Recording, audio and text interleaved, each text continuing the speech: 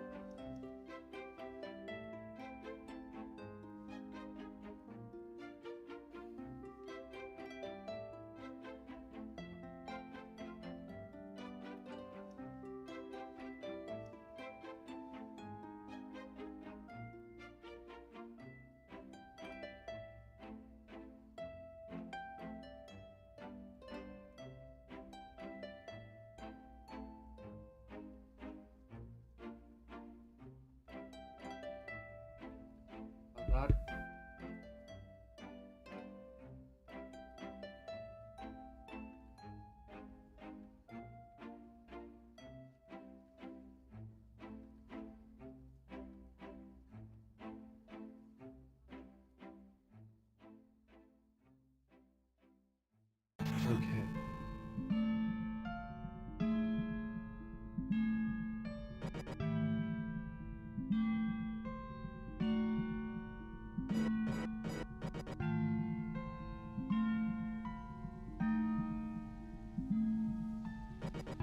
Got the backlog. I want to try and finish this week's updates today because I'll be traveling tomorrow.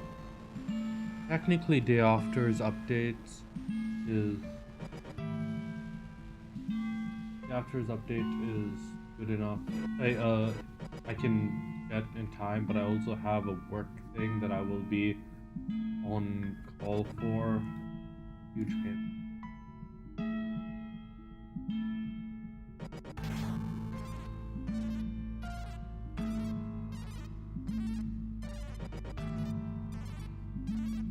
So if I can get both of them done today.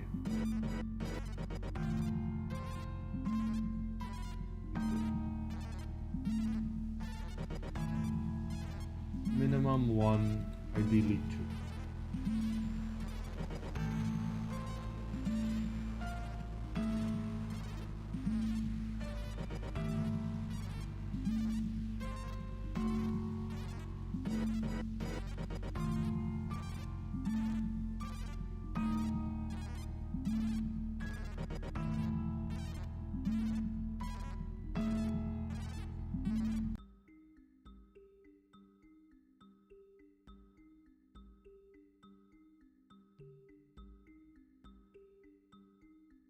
Windows, why are you such a...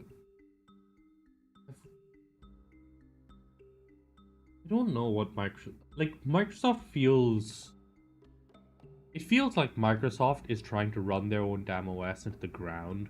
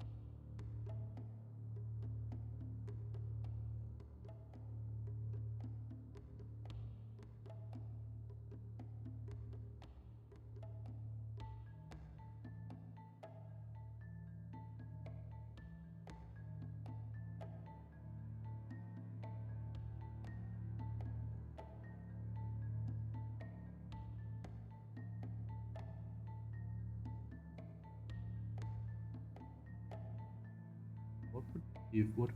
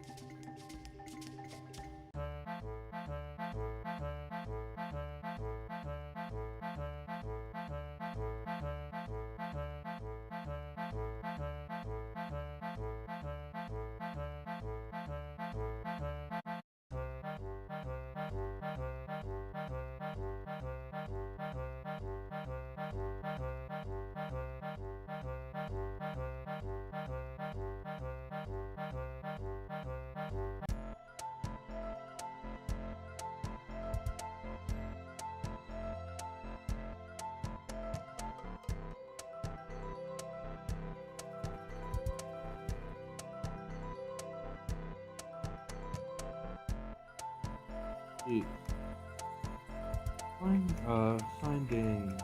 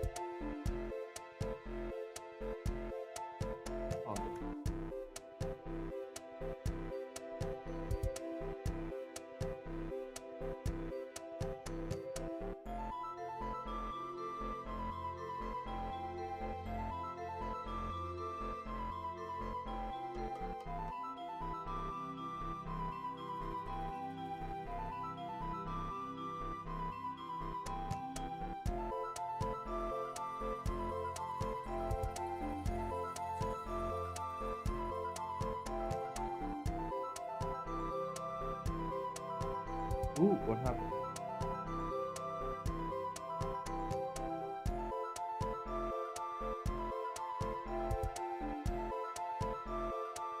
Oh.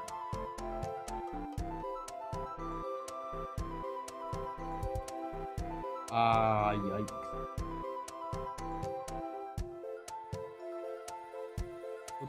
What's causing it?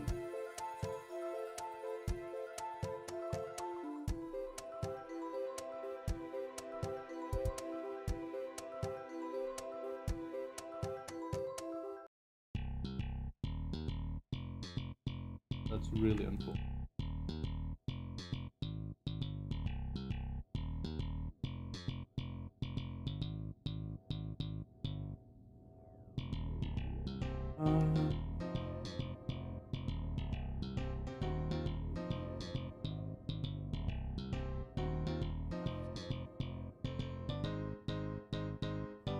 What, the shells? I'm assuming you mean like some sort of shellfish thing?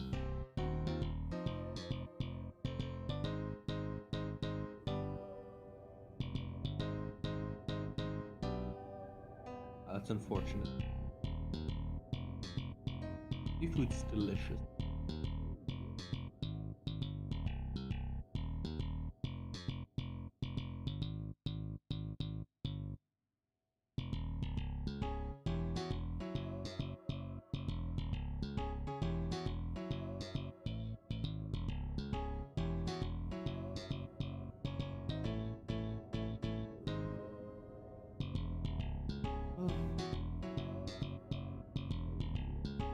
Well, you have a top.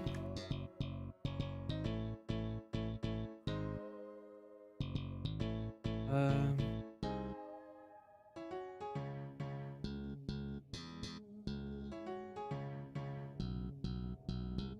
dogs. Uh,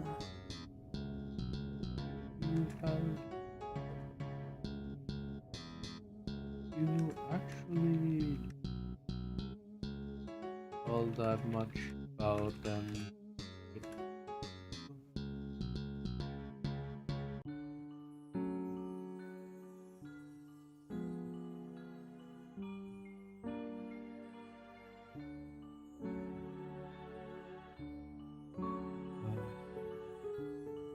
There.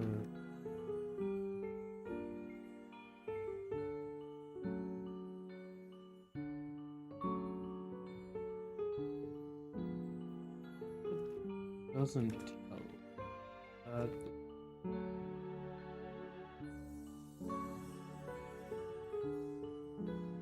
are fair private.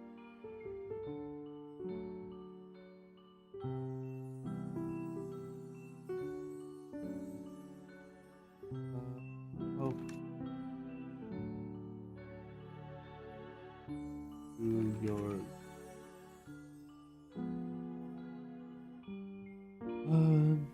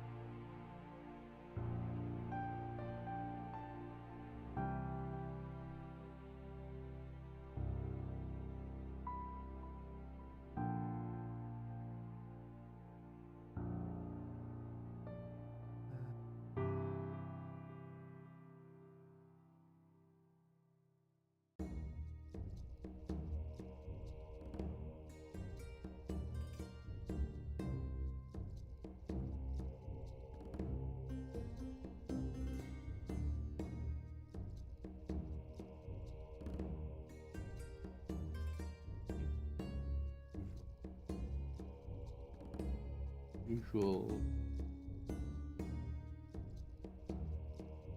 The Northern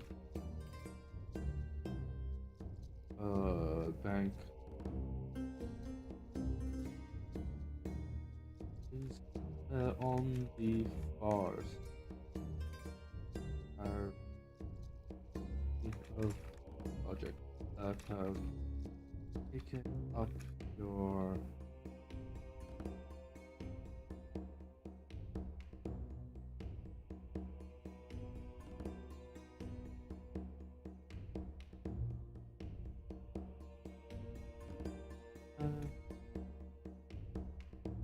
leaving you with little to say to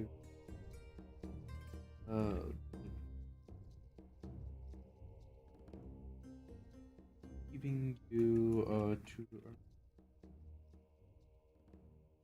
dedicated to fight. Still, Sohan has been passive. One that has one that have feeling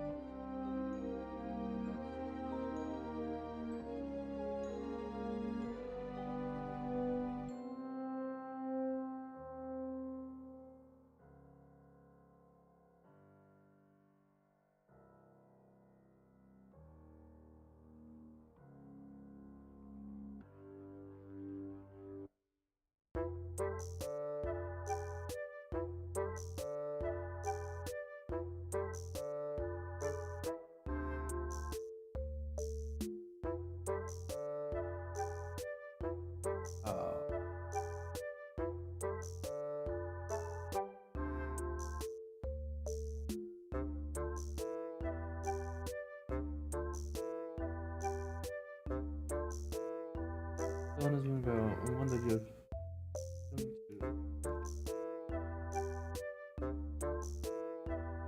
a feeling you feel wrong.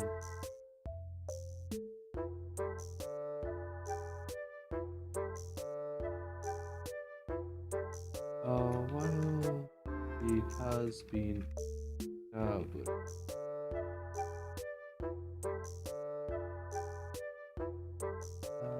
Anything?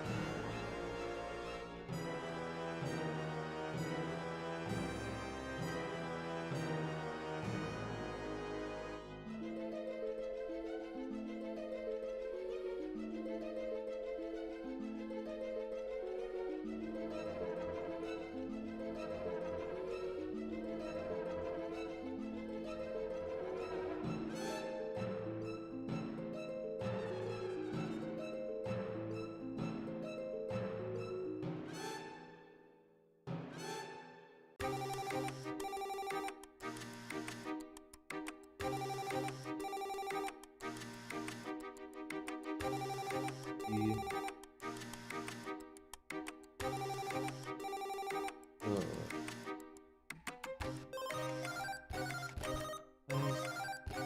are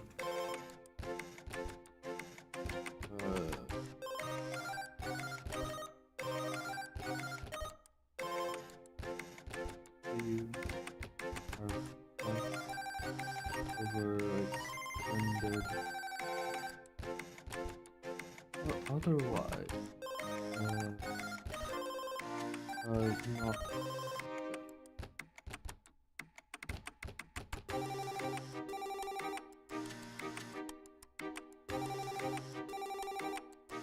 Even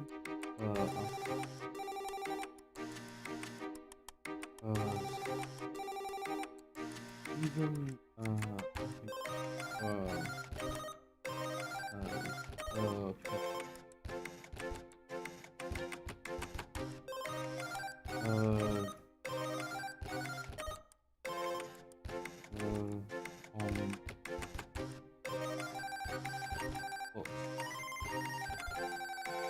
building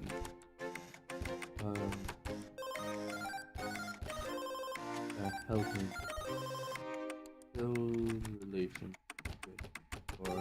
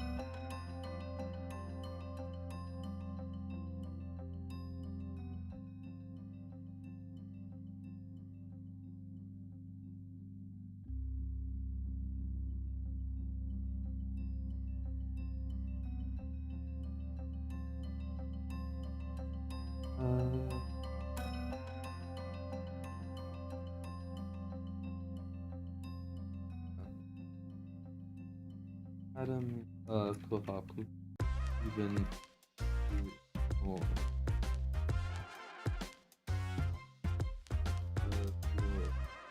is still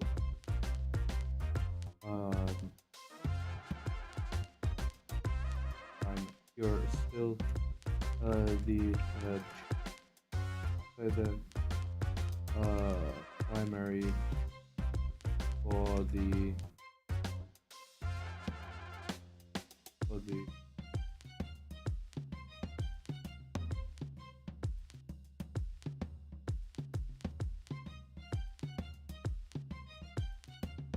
so on the other has been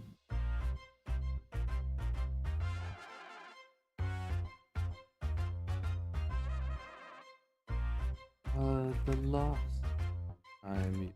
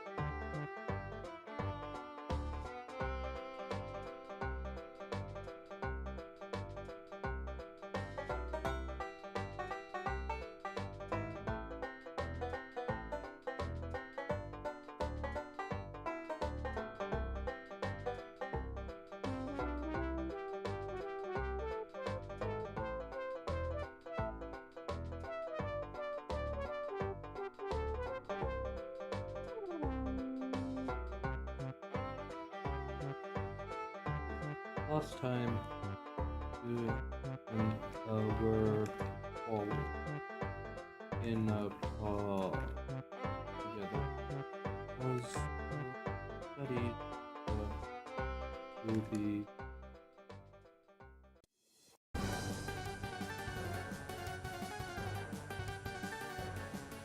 uh,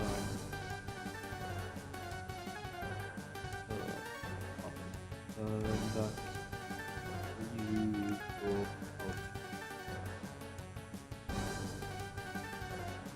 out as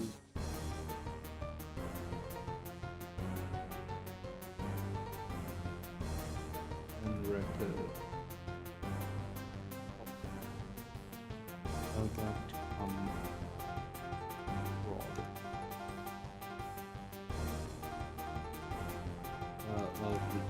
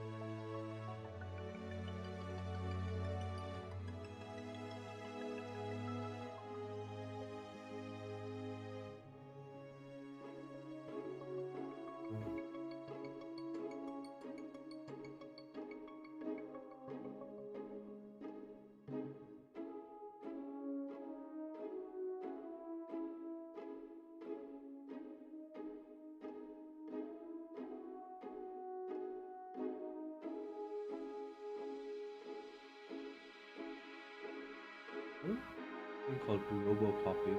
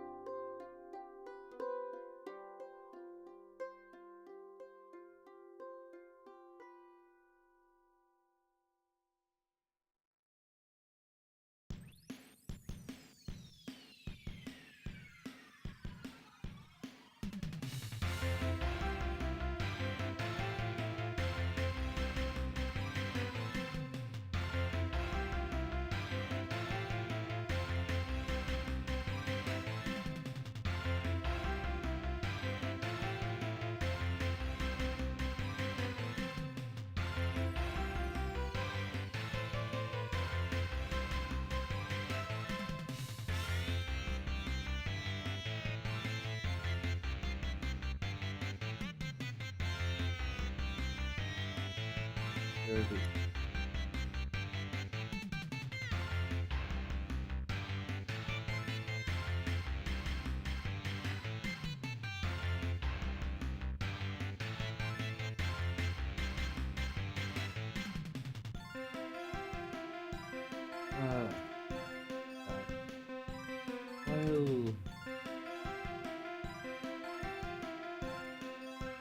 Well, even if you don't as much time, you still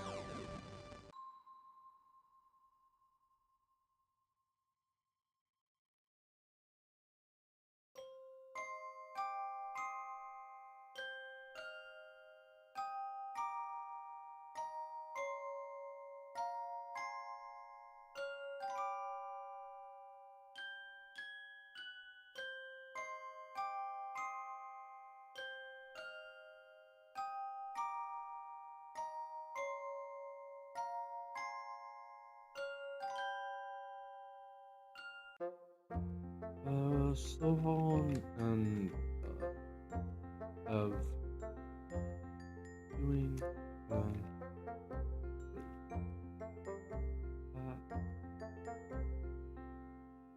uh,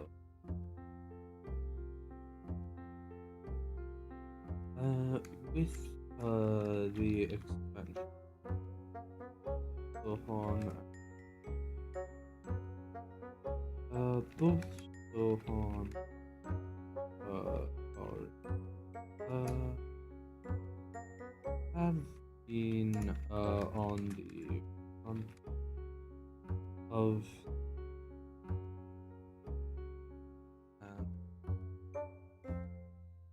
and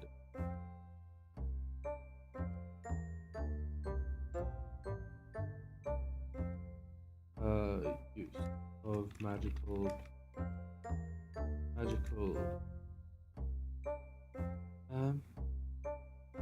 which gives barely it comes okay.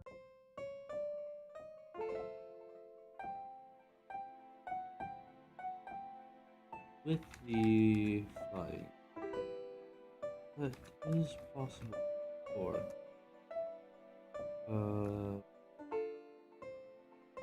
them to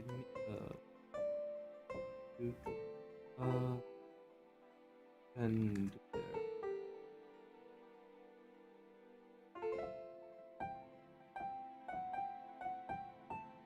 in the Reed City.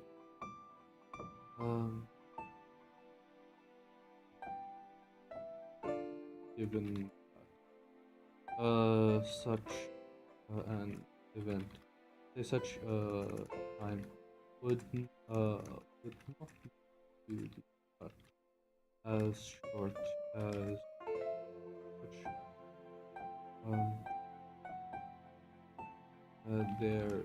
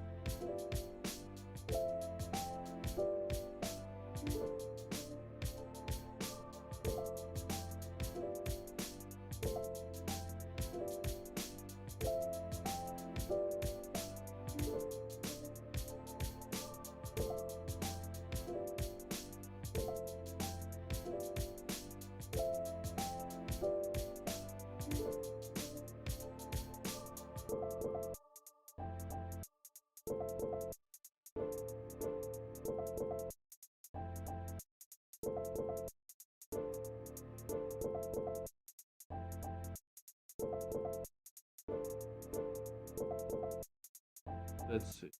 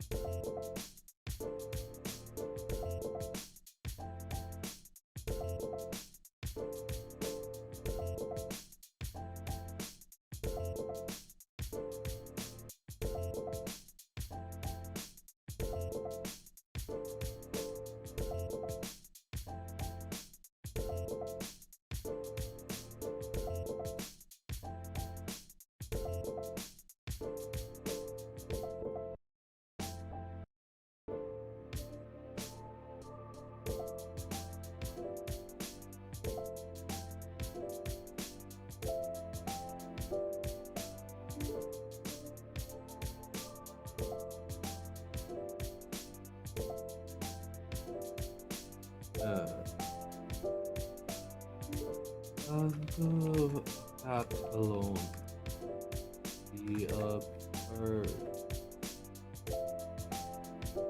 that alone would be quite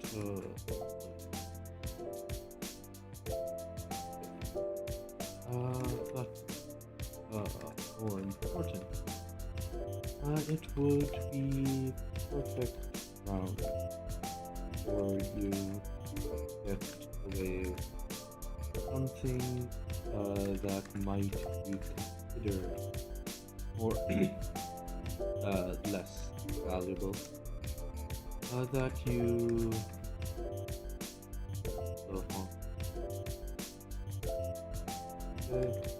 would enjoy. There's the simple option of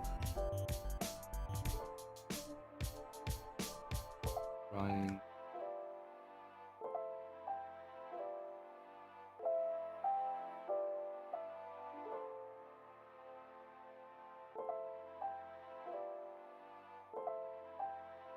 that's it.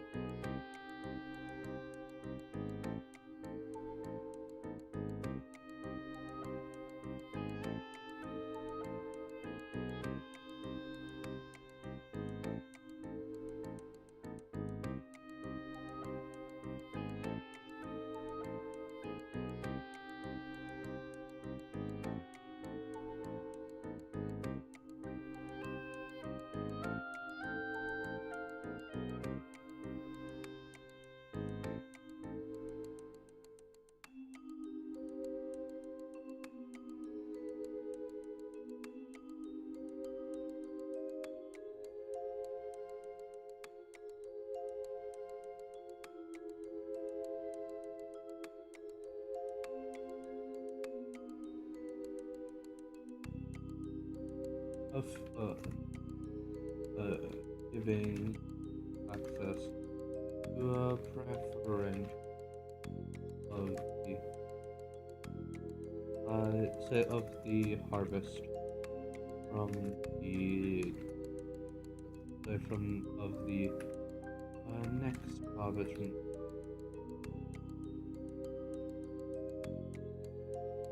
Golden Hills Groves. Simple simply granting access to that would be quite useful. But you also idea for I'll say for something rather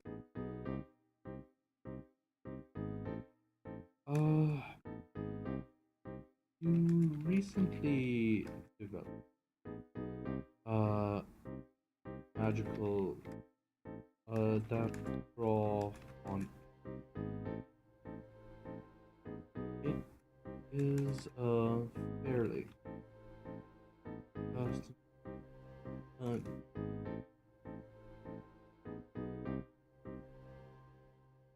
you that you can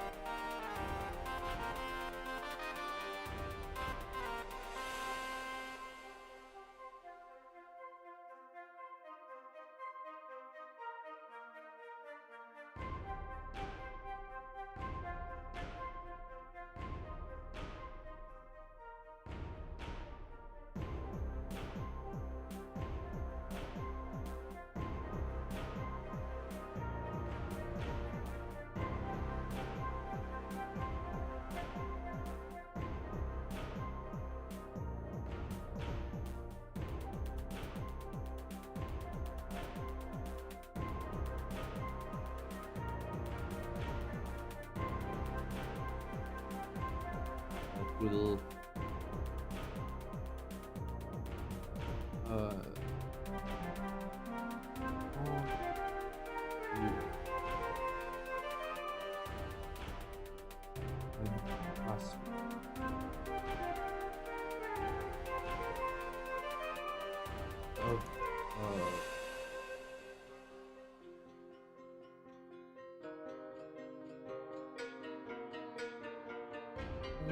of now,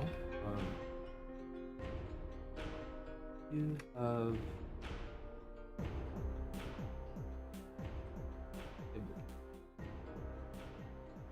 well, I'm gonna be right back.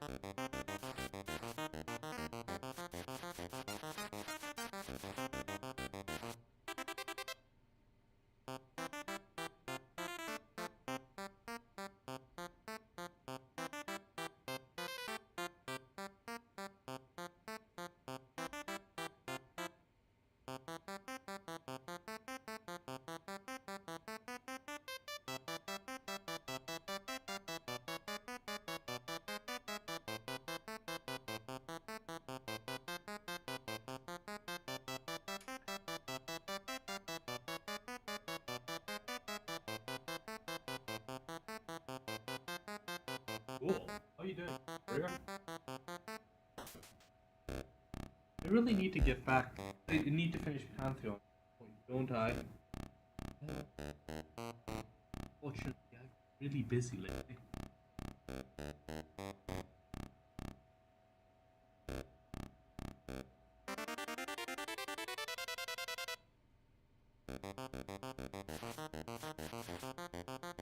As of now, you've been able to create an orb that or in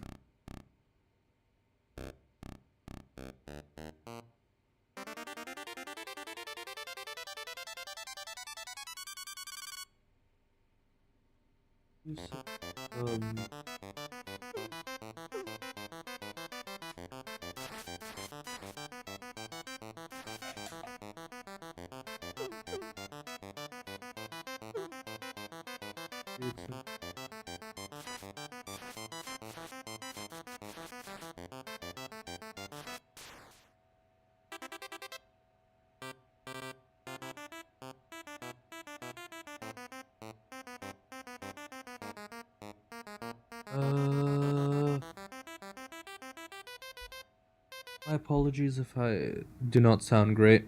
I'm feeling pretty shitty today. But I need to get this, at least at least one more update done today, because I will be in the skies tomorrow stream time.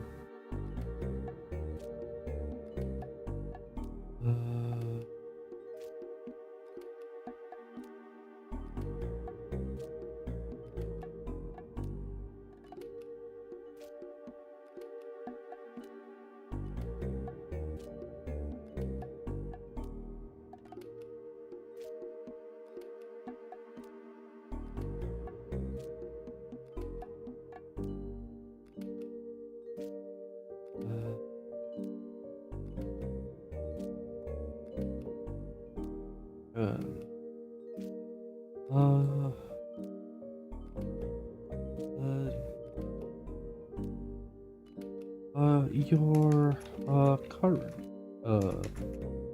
limiters.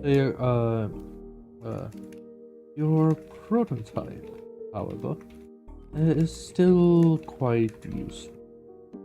By engineering a spell structure to respond to the ambient magical density, you have created a means of reliably measuring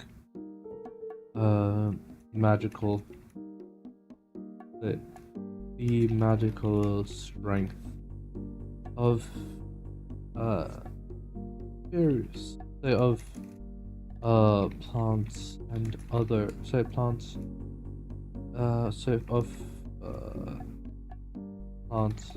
and other such things with no control over their own.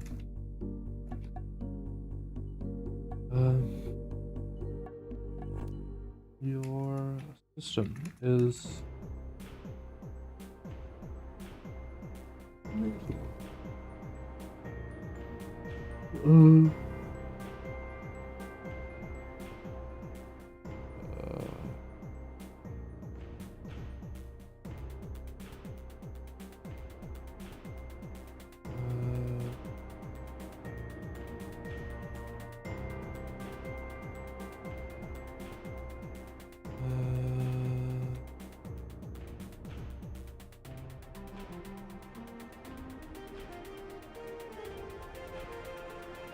your system is a little difficult. But even that is quite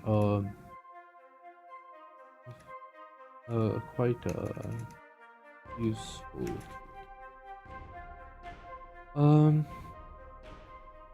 Do you feel as though this is sufficient? Said that this and the trip to the Reed cities are sufficient, wasn't? Or do you try and push for something more complex?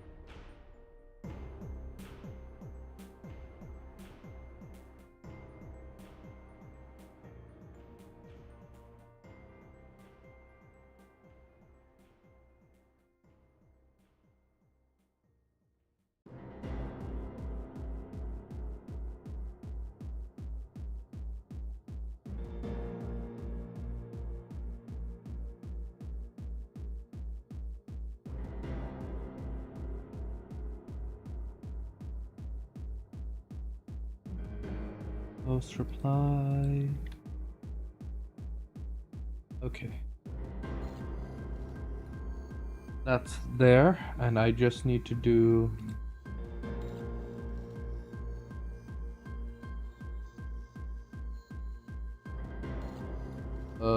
no wedding fever. Minor action 3.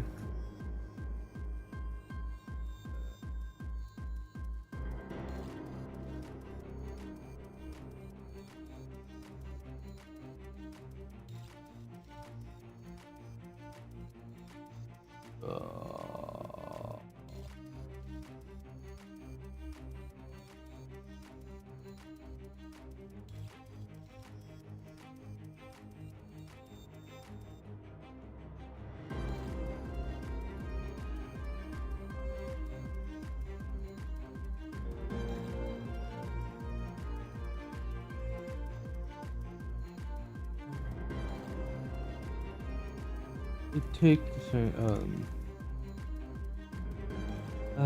even with Sohon and Carl,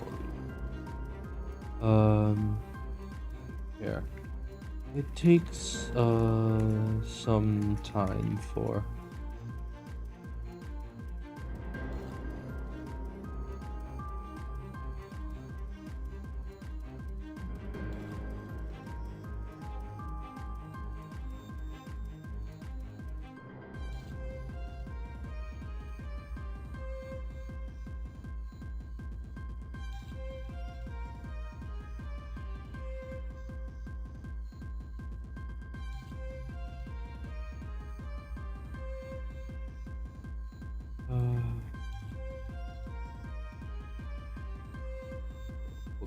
to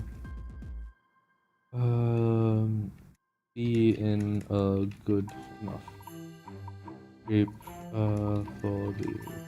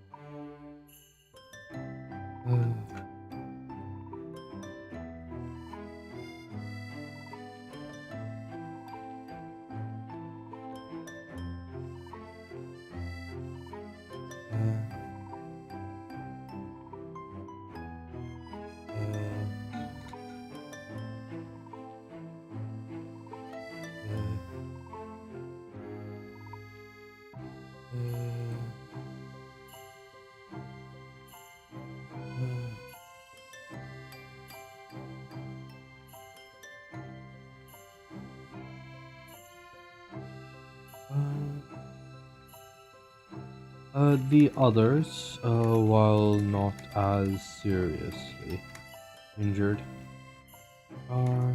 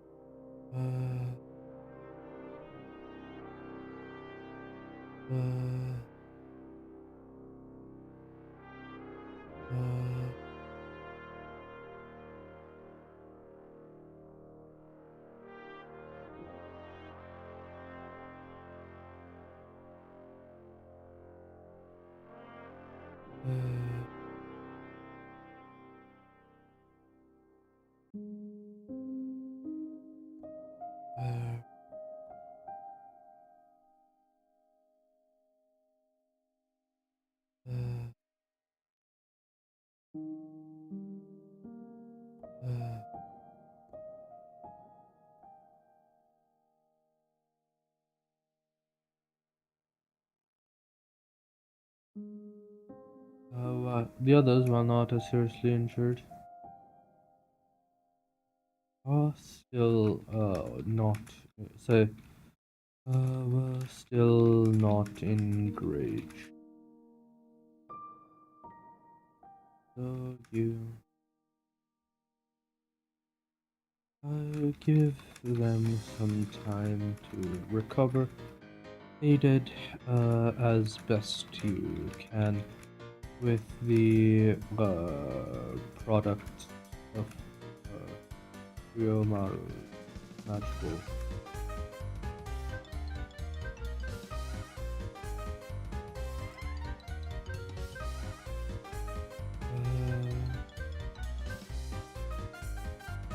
It is only near the end of you have when you are to bring them in for a proper counting of of nature. Nature of the capital.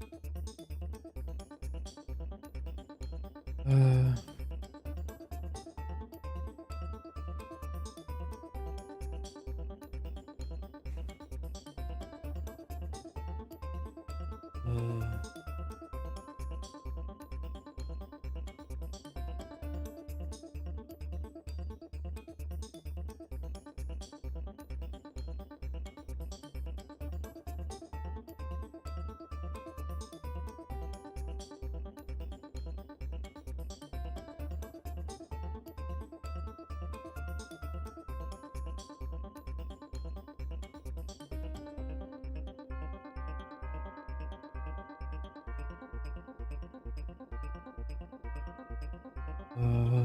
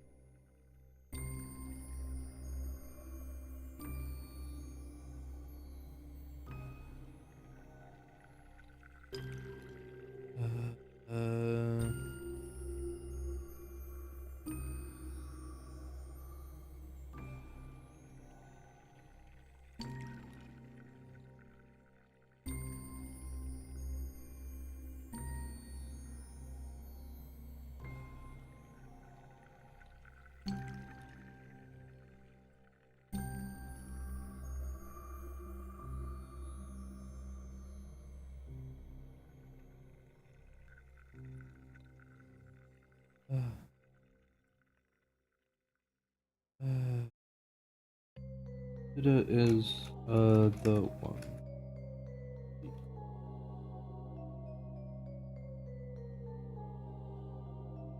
The initial parts of the expedition were relatively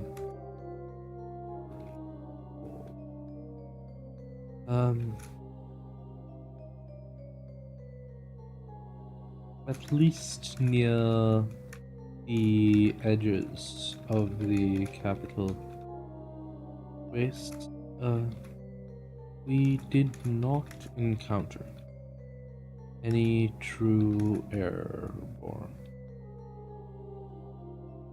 We not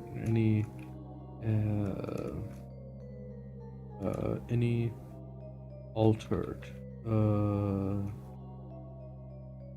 altered Wildlife. Wildlife. Capable.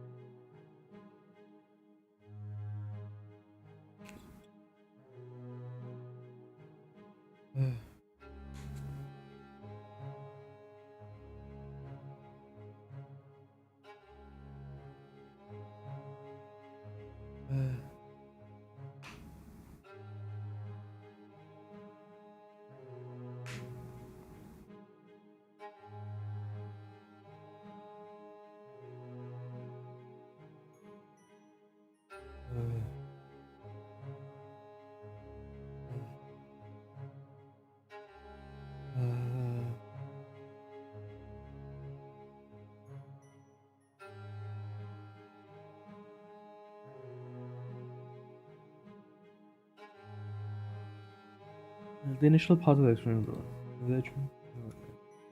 of life. Though we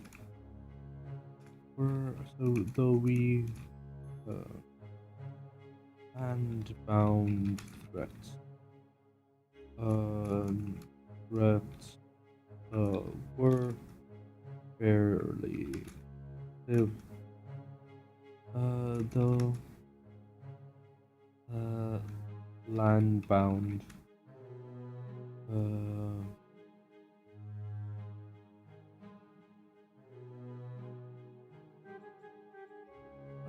Right. However, the edges of the wastes are also the most verdant part. Outside of patches, outside of specific patches, it is primarily the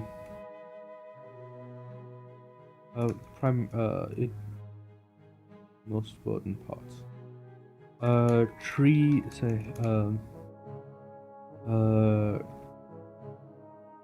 There exists a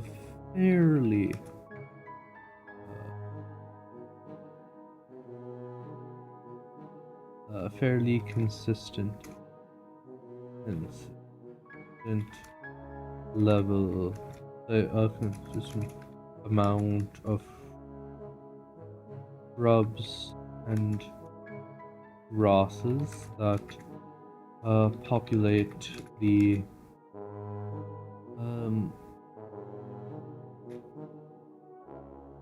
first 100 or so beyond the generally accepted start of the capital waste. In addition to this, numerous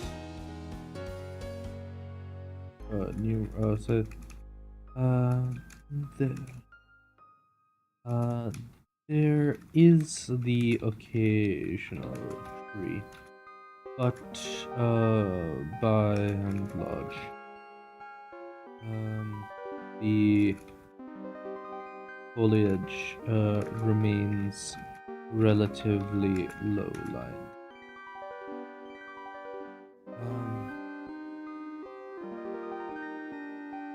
The group pauses and looks at each other, and eventually it is one of the less martially minded. That works up the. The plants are quite dangerous. Martially capable.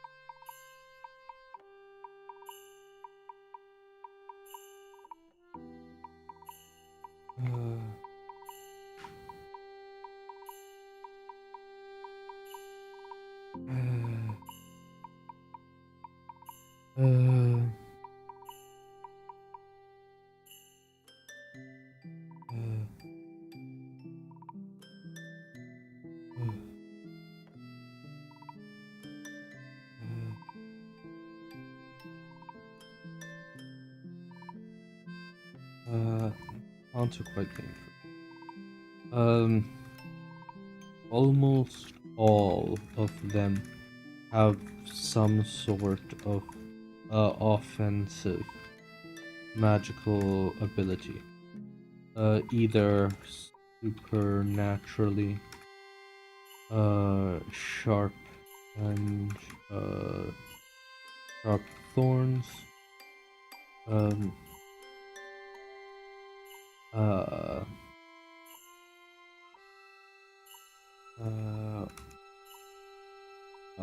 poisonous,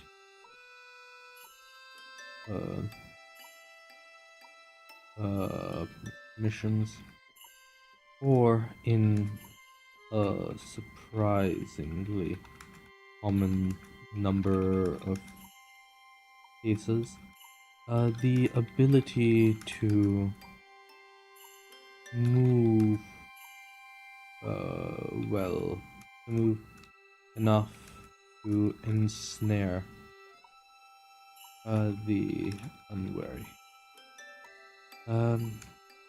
It is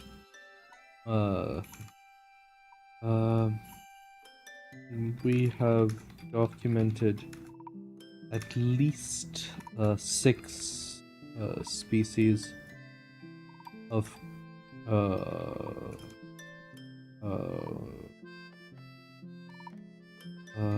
ground vines that are able to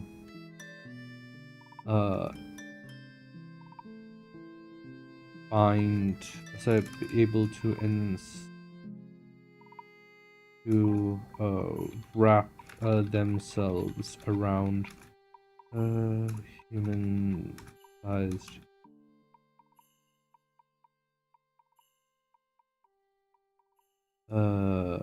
target.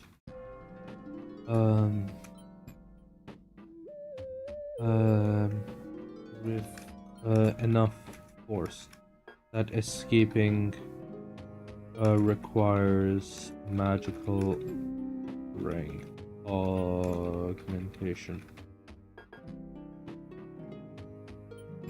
Okay, well, I'm gonna be 1 second.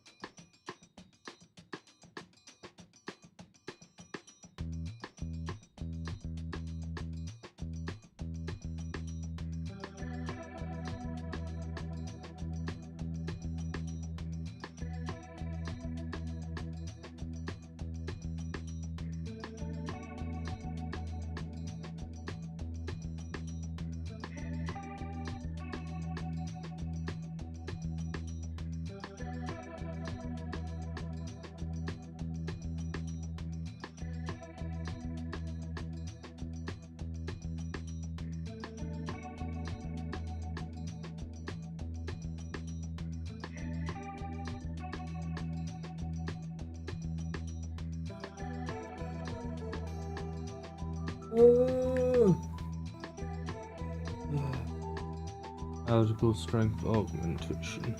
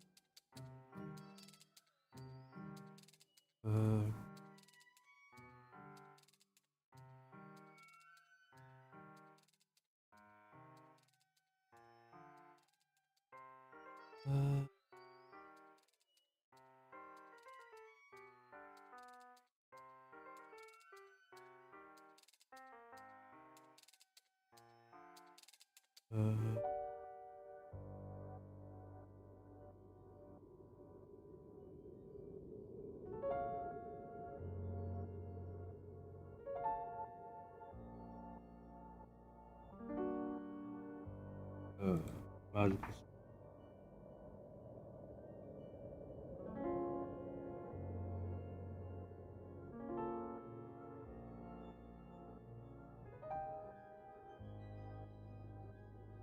Poisonous.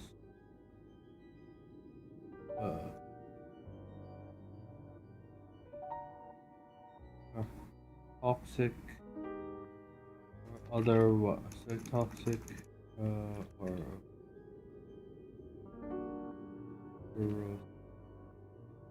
toxics or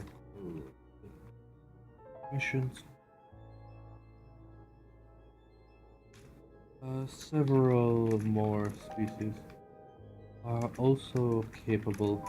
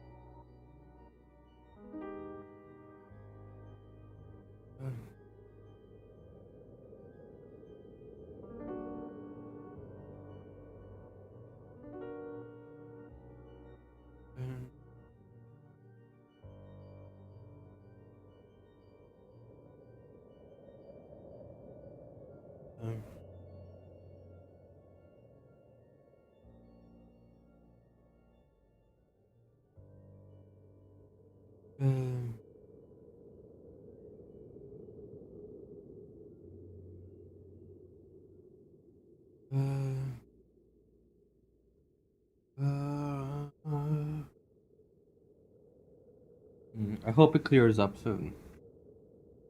Yeah, hopefully it clears up.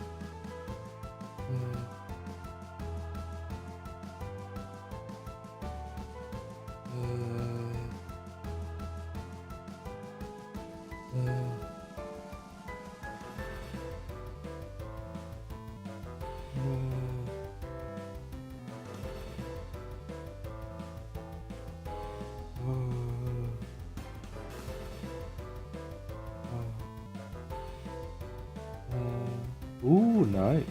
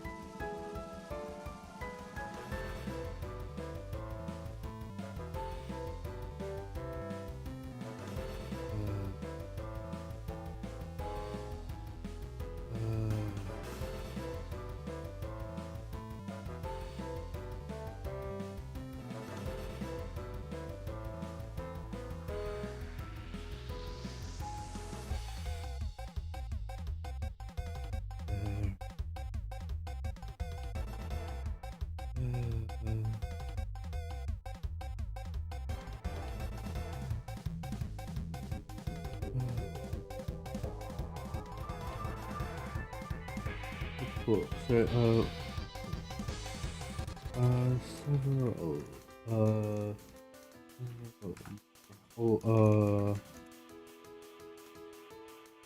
also take the form. Okay. That will, I will, that will seal, themselves up upon any,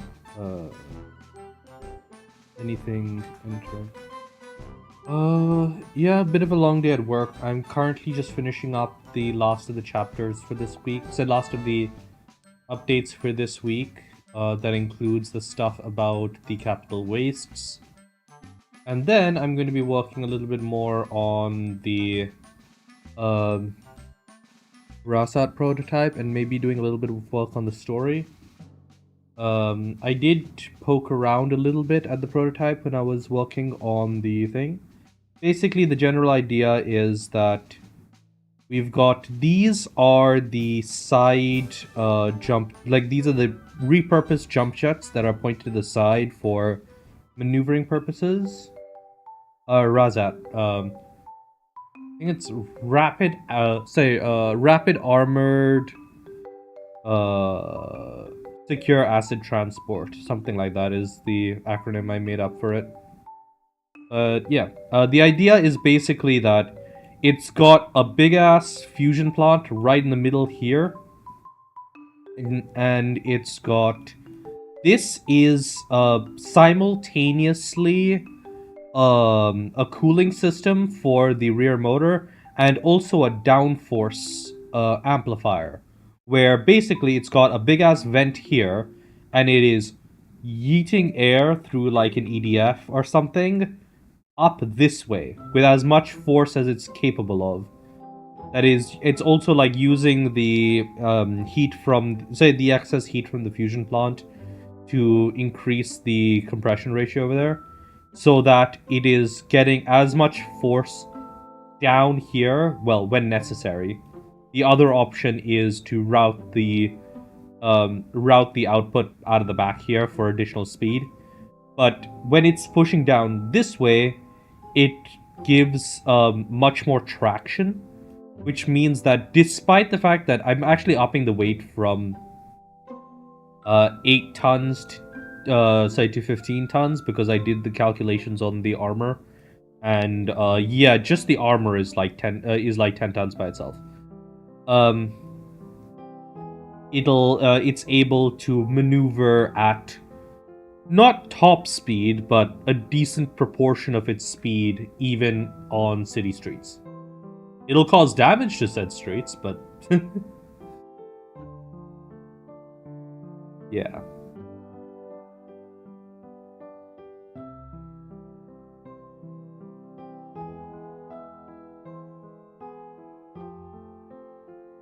So basically, the way the armor is set up is it's mostly not metal, right? It's got some, like, high-grade steel, say, high-grade alloys in there, but the majority of the armor is actually a shear thickening, like, resin that is scaled in between layers of, say, thinner layers of steel. So this is actually, like, the way this is designed is it's supposed to be, yeah, it's supposed to be derived from their cosmonautics power. It's supposed to be spaceship armor that they have refined using their resin perk to be something that is viable on the ground. So the more accurate comparison would be ferroaluminum in the Battletech universe, right? This is basically a flat upgrade to ferroaluminum, which is the standard dropship / ASF armor. It's a little bit more pricey, but it is slightly lighter and less bulky for the same weight in ferroaluminum. But it is a pain in the ass to, like, actually make, because you need to design the armor panels to make to properly handle force transmission. So yeah, that's kind of how this is. That's kind of how the armor is going up. Basically, I'm setting up the armor as being about the weight of, like, a hardwood.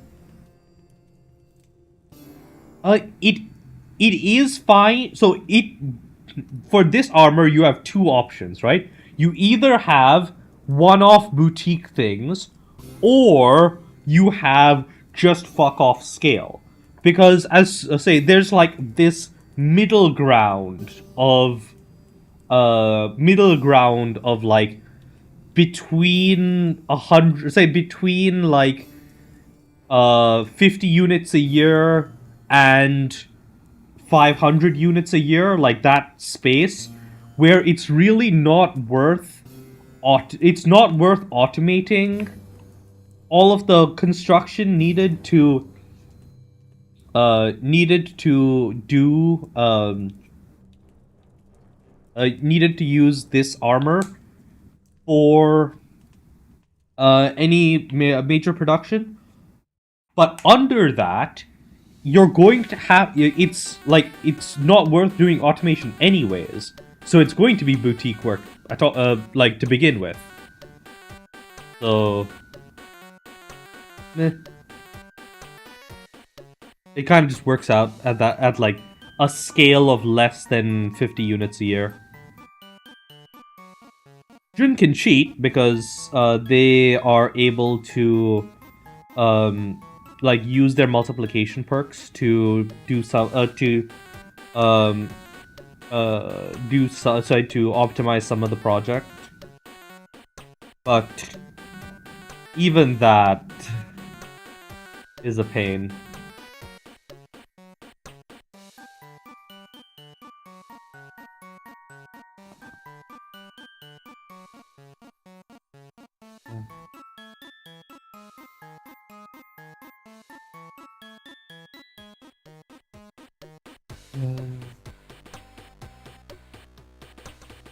Anything of falling before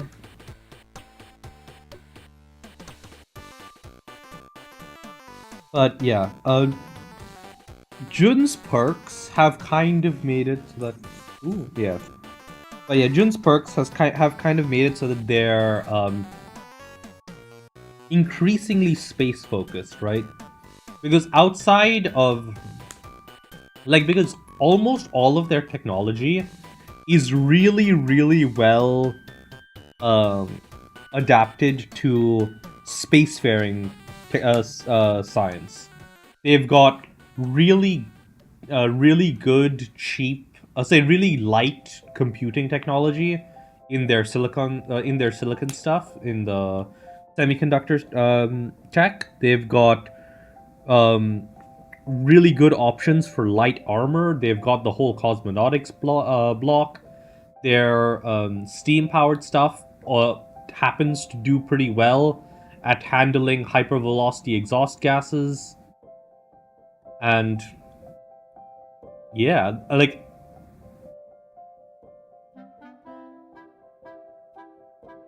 there's some stuff that's coming up with the Illyarian Palanchate that I'm working on. Sorry, that I'm like setting up. That's going to be pretty interesting if I don't get completely derailed again.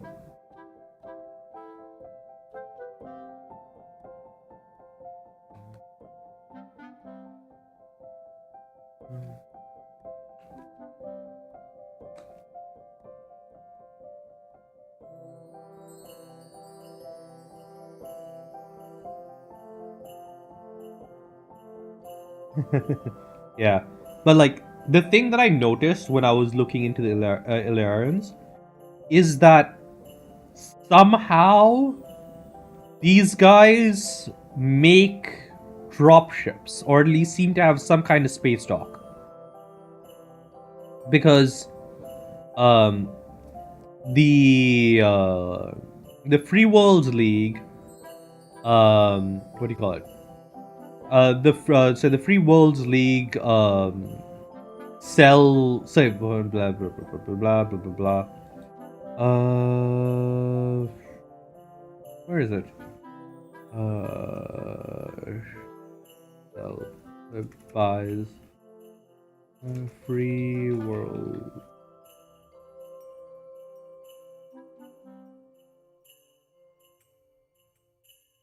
Sales by an order. Yeah. Where is that thing? I remember seeing a thing from the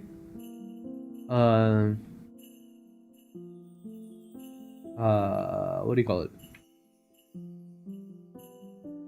Space.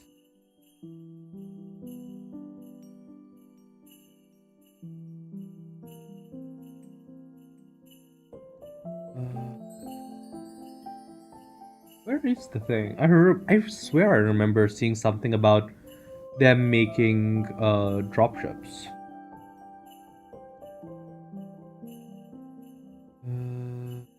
Yeah, shipbuilding. Wait, do they mean like sea shipbuilding? I would assume not.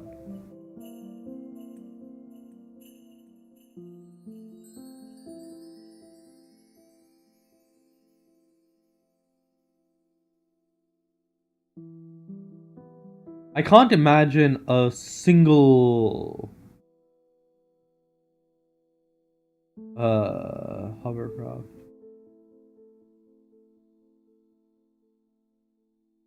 Wait, when they say shipbuilding,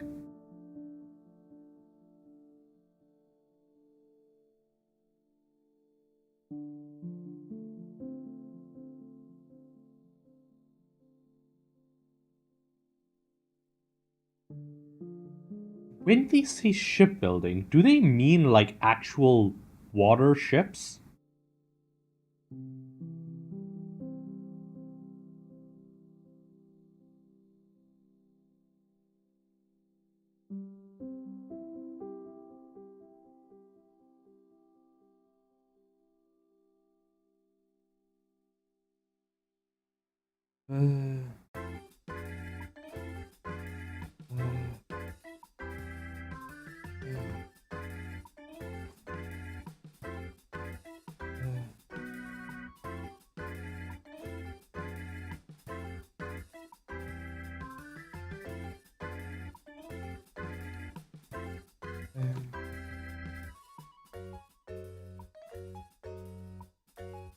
Uh, uh,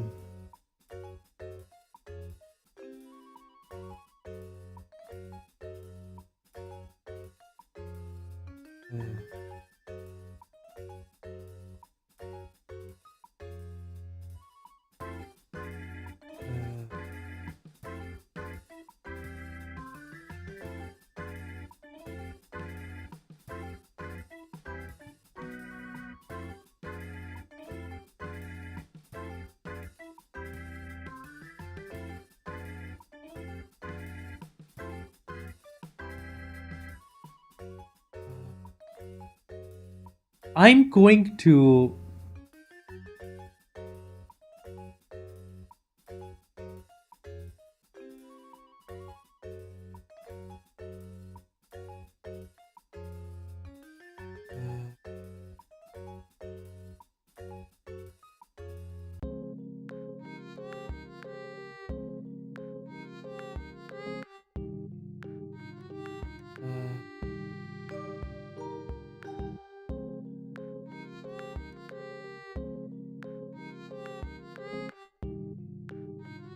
Yeah, I'm going to assume that for the purposes of this story, shipbuilding, when they say this here, means drop shipbuilding. Right? They've got like some sort of space dock that managed to survive the succession wars. Like they might not have the industry for to make a lot of the technology they need, but they have the infrastructure to actually build dropships and stuff.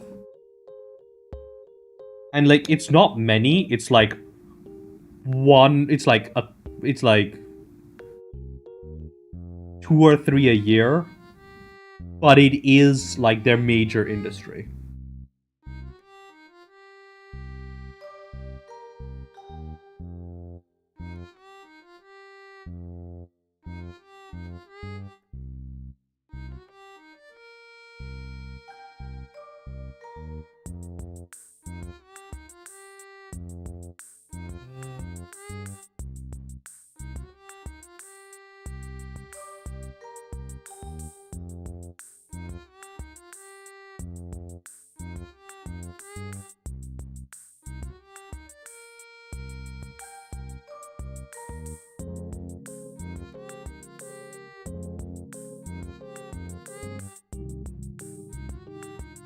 So basically, the way I'm going to put it is that Ilaria has a really low gravity. It has a moon with particularly low gravity, right? Which means that I've ignored all of the population numbers because none of it makes any sense. But yeah, the idea, the idea is that I'm gonna say that hey, they've got a moon with really low gravity, and it had basically this shipyard from the time of the from the time of the Star League, right? It wasn't a super high tech shipyard. It wasn't so the shipyard wasn't super high tech, but it did exist. And because their moon is super low gravity, it's comparatively easier to build ships there. And because of all of that, they are able to build ships. Unfortunately, they do not have the throughput to ship in a lot of the technology they would say, a lot of the technology they need to make a lot of jump ships, right? Which means that between their limited facilities and the need to import things like fusion reactors and ship computers and all of that stuff, they have like a limited throughput of like max.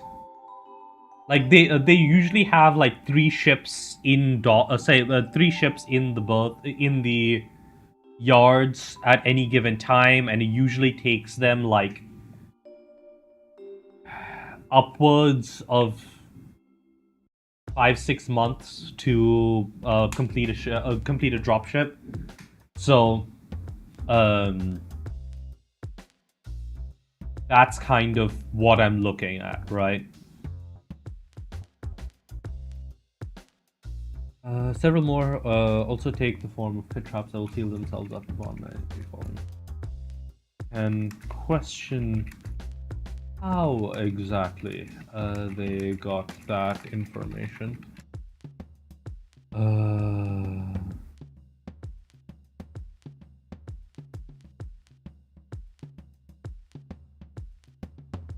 No, I don't think they have a jump shipyard. Right? I feel like if they had a jump shipyard, they would be a lot bigger. Simply because like even if germanium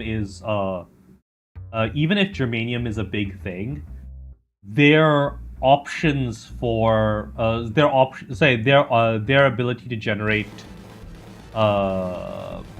to make jump ships would be valuable enough that they could get allies, or they're too small that they shouldn't exist with. They aren't big enough to defend themselves, and they aren't so they either have to be bigger to defend themselves, or the Free Worlds League would have conquered them if they had, or Cernus or whoever else, if they had a jump shipyard. But honestly, the fact that they might have a drop shipyard or like an ASF yard or whatever might explain why the Cernus Federation did not attack Ilaria, because what Ilaria might have done is like given them information that hey, we don't have our jump ship, so we don't have a lot of like jump ship throughput, but we do have shipyards, which means that we have a lot of local orbital assets, right? And that explains why certain groups thought that they were a harder target than they were, because they've got like decent orbital infrastructure for a periphery nation, right? Even if they did end up turning out to be a little bit of a paper tiger, they have like ASFs and small craft and jump ships, and so not jump ships, drop ships, and stuff that they're dealing with. But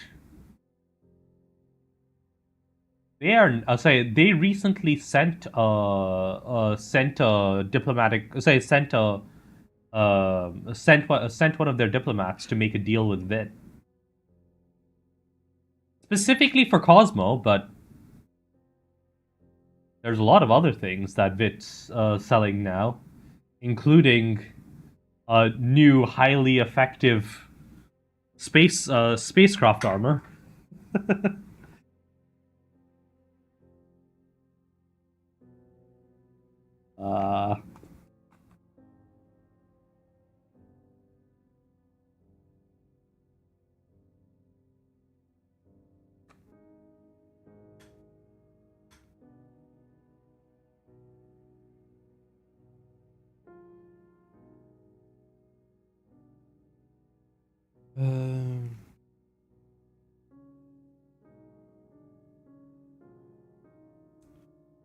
But yeah, this is also going to kick off a bunch of stuff elsewhere, because Jun coming out with, Jun developing, like developing their first technology that is like a flat out militarily important improvement over the stuff the rest of the inner sphere has is going to be a big deal, right? Because they're I don't know what I would call their armor, right? It's going to have to be another weird acronym, because like that's everything VIT's made so far has been a weird acronym, and I think it's just like it's just a personality quirk for Jun. Like, yes, they have the ice crawler, but that's also the only one that has a funky name like that, and I think that like someone in marketing got to it before Jun slapped a name on it.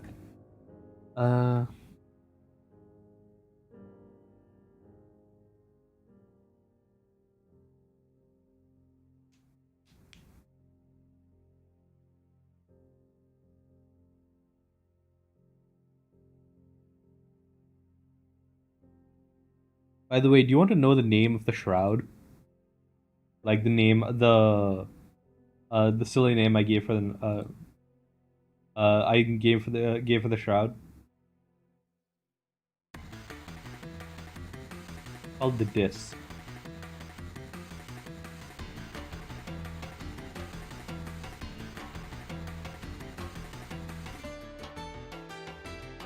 Yeah.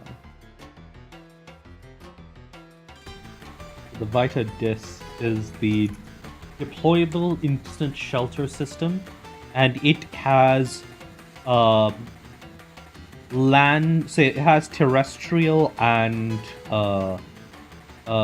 space capable instant deploy habitats that can be deployed in under an hour. Like, actually less than 15 minutes depending on the size of the thing. But it's like a decent enough, like it won't survive getting hit by any like actual weapons, but it's still safe enough to be inside. And they're warm, keep out the elements and everything. And the space-based versions are just like really compact when they're not deployed, so it's like cheap orbital infrastructure too. Oh, Jun is making so many enemies and he doesn't, and they don't even know it.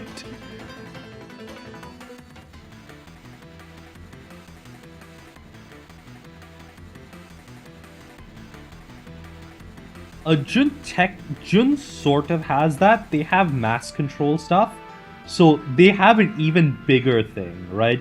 They have inertial dampener technology, which means that they can make dropships that accelerate at more than 3 Gs.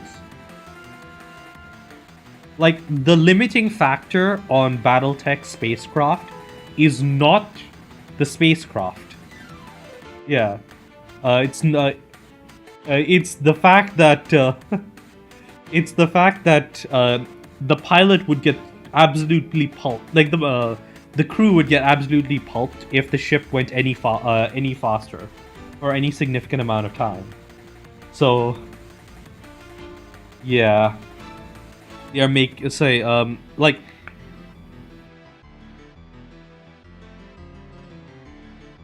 Things are slowly picking up. The goal, kind of, is to make it so that when the Helm cache is discovered...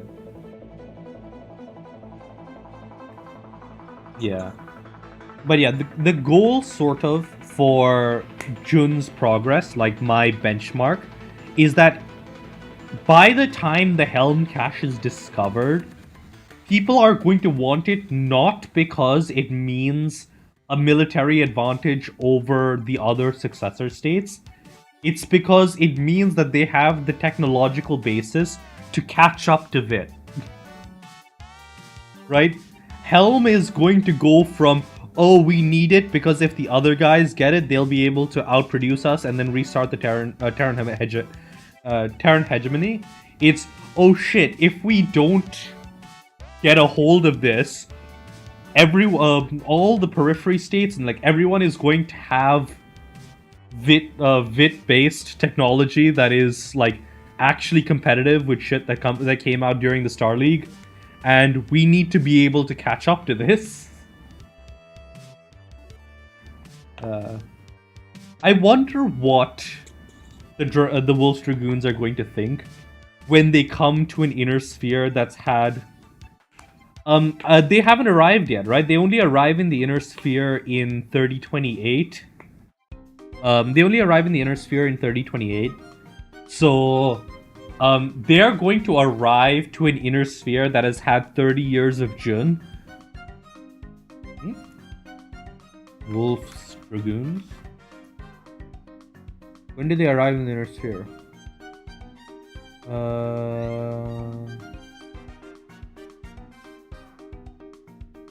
When did they arrive?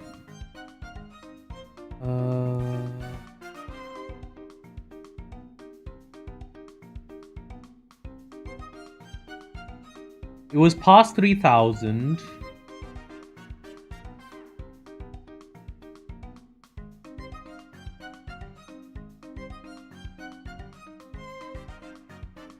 Yeah, hold on. I need to figure this out. Wolf.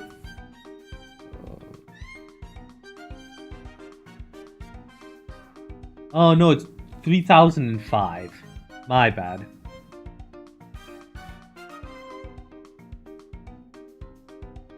But still, that's going to be... Since I guess that's not as far yet. But, like... I think they are going to... They are going... well... I think by the time they hear of it, they are going to be quite concerned. Because... Yeah. I think when they do hear of it, they're going to be quite concerned. But they might also not have the broader context to really see how important Vit is. Because the clans are very much mech first, like planetary warfare specialists. And, I mean, yes, some stuff is going to shift around with Jun getting more perks. But with the way things are going right now, Jun is going to be a very space-focused entity, right? No, Raven. They're the Space Clan, are they? Yeah. Let's see. Naval assets. So I think they're what, like battleships and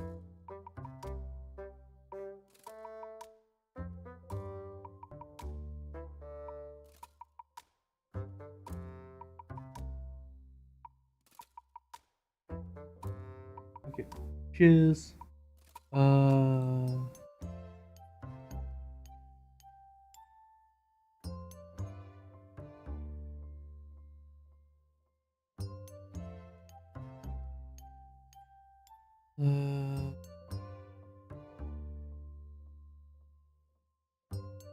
As only the foundations of the... It took us a while to correctly identify the site of... as only the foundations of... only partial foundations remain in the area. It... feel that we identified first new first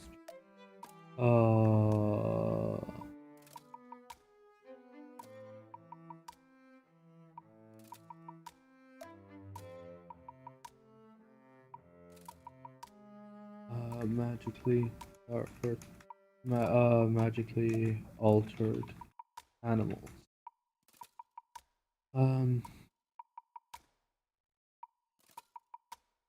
We believe it to be some sort of boar, and it seems to be capable of tunneling through the ground with ease.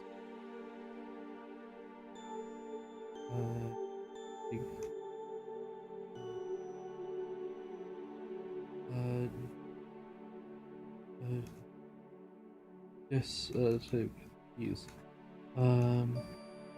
Moving at speeds, at significant speeds. They seem to be largely safe, though we suspect they might be more dangerous if provoked. The second site was in somewhat better.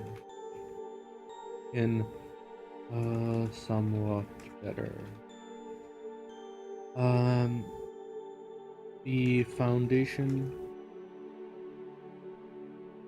and partial walls of the marked town survived. We were able to find several species of altered animals and plants. Including what appears to be certain species of chicken, of birds, ground birds that resemble a chicken or quail of some kind. We have captured several examples have been captured. You nod. They have been isolated to the invisible menagerie for the moment.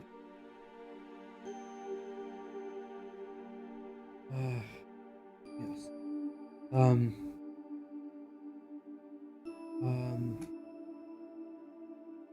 They continued their tale, and you could start to piece together. further from the site of the old imperial, of the from the former site, the old imperial palace. The damage was largely, the damage to property was largely limited to um, the less sturdy walls collapsing. Since they apparently were even able to find uh, an entire town was in reasonable shape, uh, which attributing this to some favorable landscape, putting some hills between them and the capital.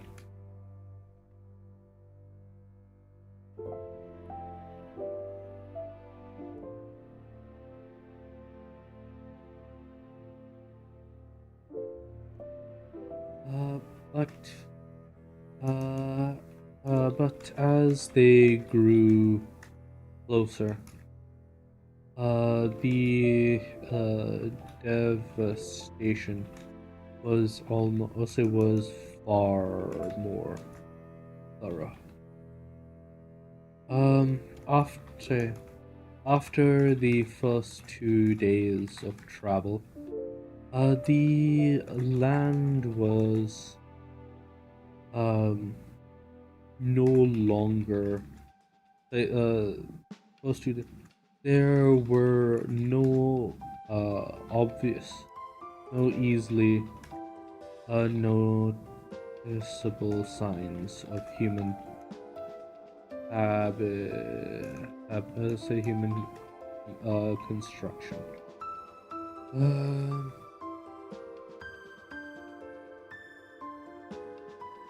uh,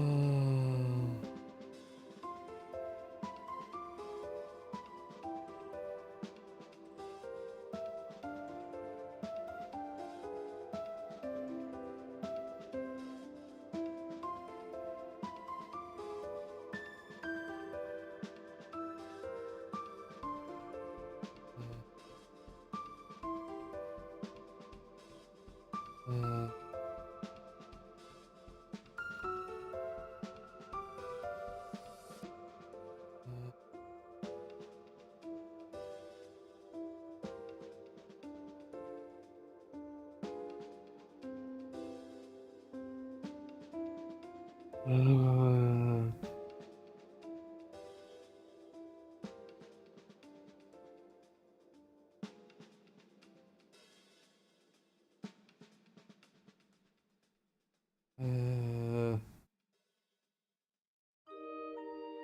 uh, uh,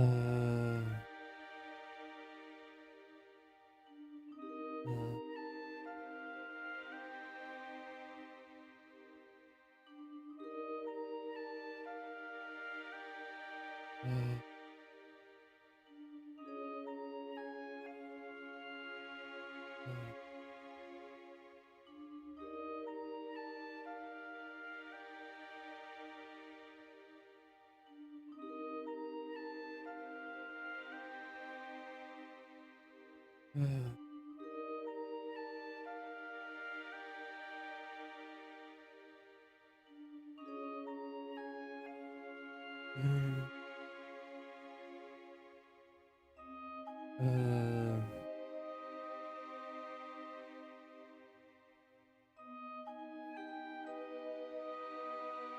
uh, this deep and the animal life was often not the most pressing issue. While they had reports of dozens of dangerous beasts that prowled the deeper wastes. It was the weather that was problematic. Apparently, your observations of natural mana flow could say were limited in areas with sufficient magic. Self weather systems shifted chaotically, and you suspect that Neverborn, that there is likely some sort of a permanent population of Neverborn in the area. It was bad enough that they actually could not get close enough to confirm the state of the Imperial Palace.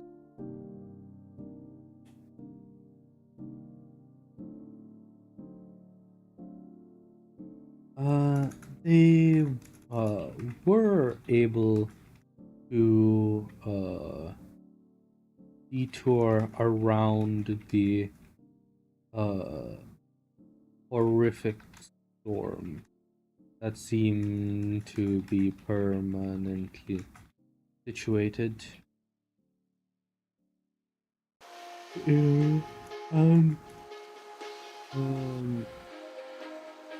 Acquire sample of the water, of water, from the immense trench that seems to connect that connect the location of the palace to the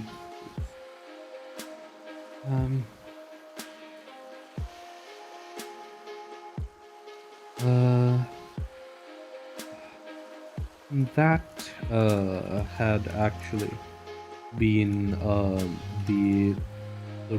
the point when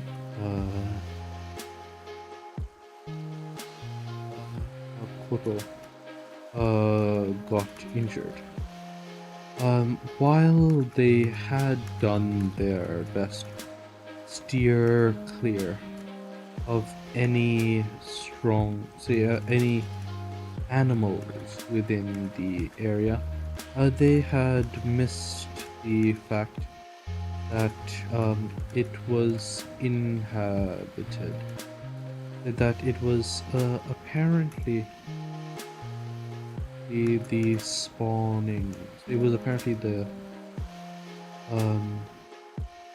territory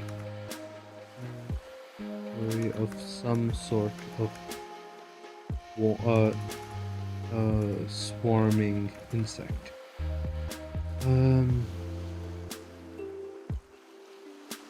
Dude was able to Ibarra was able to produce constructs to fend them off to some extent, but you had gotten through and attacked Koto as they collected a sample of the immensely immensely magical, rich waters. Um.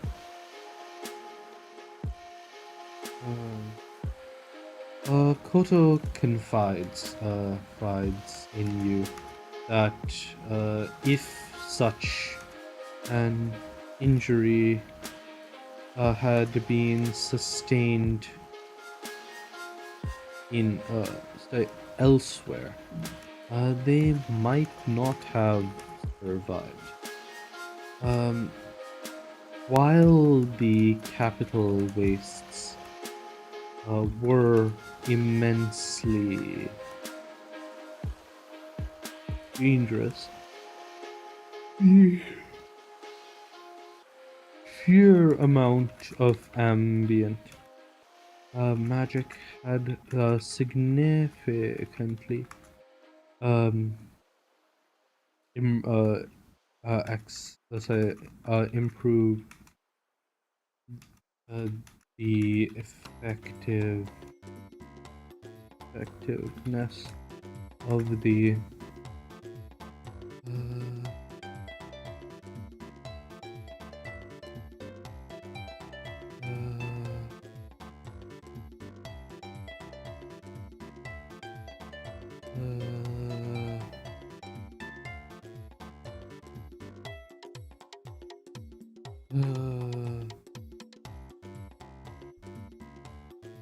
uh,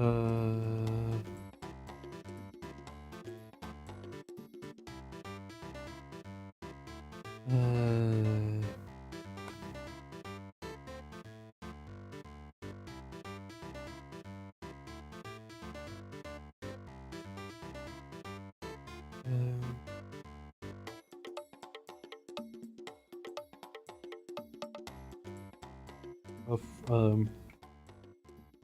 the of his healing meditations, enough that he was able to close the serious wound that the insects had dealt to him. It had not been enough to stave off the infection, however, which meant that the crew was forced make the best possible time back from the back to the valley.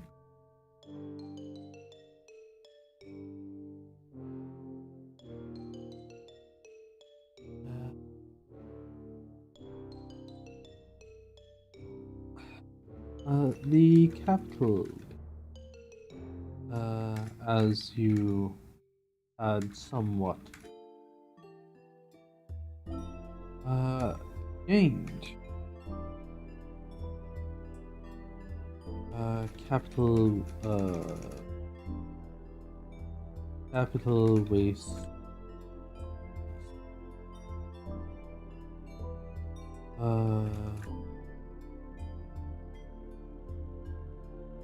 east.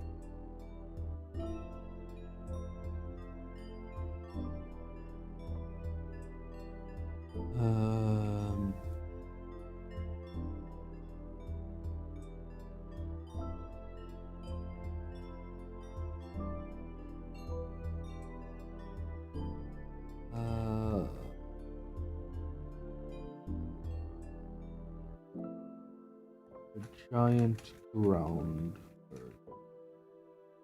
Large, man-sized birds that look a little like a chicken slash emu hybrid.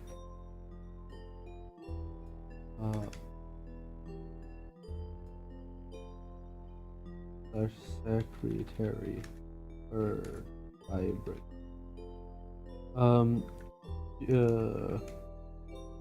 Dangerous when provoked, uh, easy enough to bait with. Um,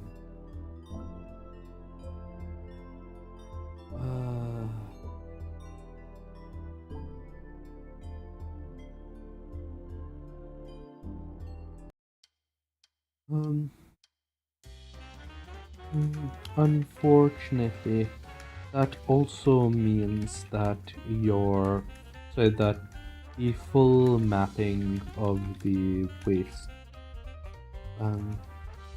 is so that um, they weren't able to fully aside to confirm all the locations on your list.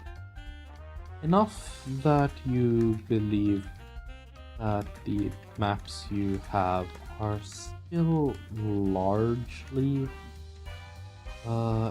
accurate,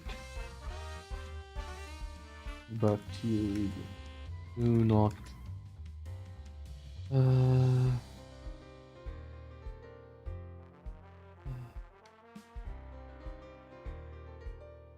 uh, uh, uh, uh,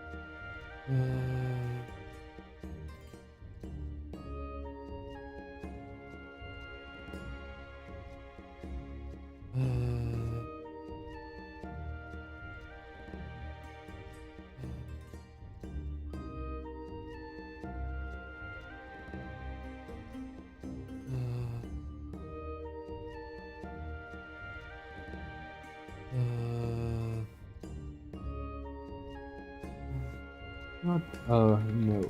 Uh,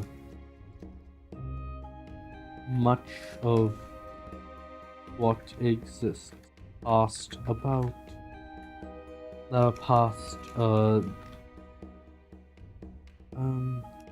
in more than a broad but you were but they were not able to confirm for example the presence of the glowing field that you spied through the the observatory. Um,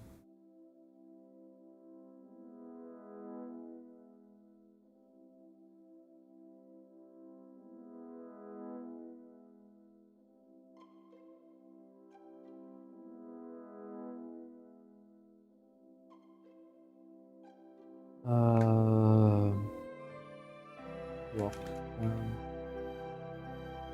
Assorted rock.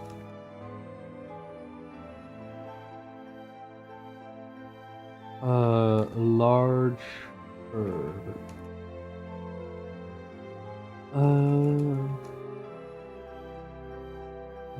Turtles that seem to be made of some kind. Living.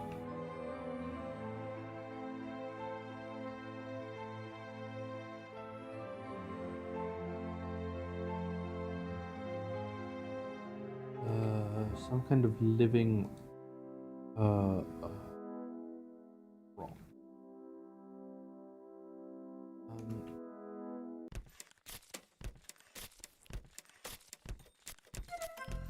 Assorted magical plants with unknown properties.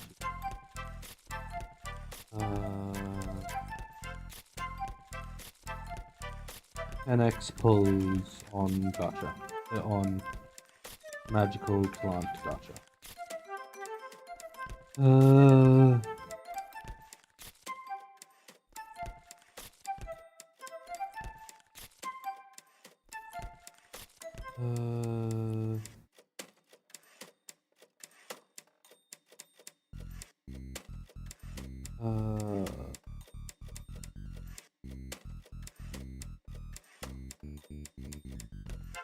Here a cat.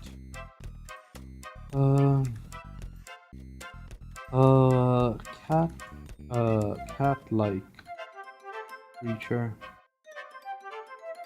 That seems A/N. Names of proper names for the beasties would be very brief. That is almost so that looks almost as though is made of cloth.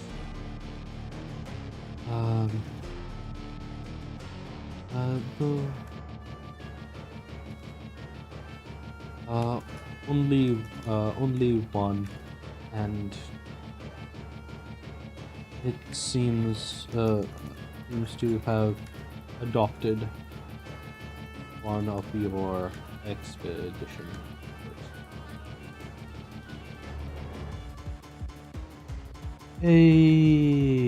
And secret.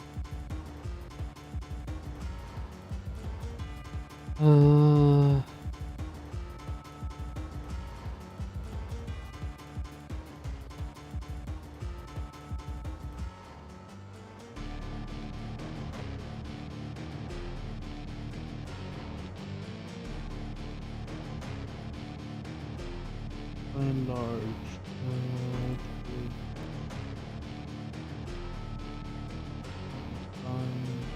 Magic.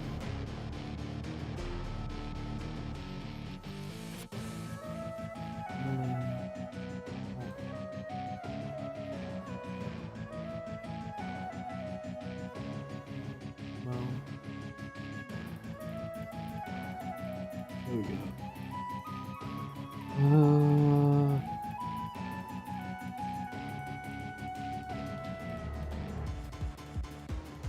That is done. Done. And I'm tired. I'm really, really tired. Okay.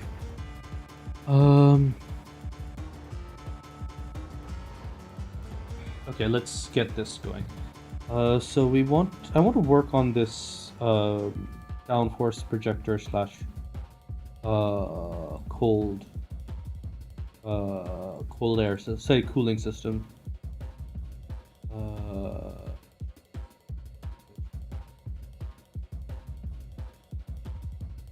This.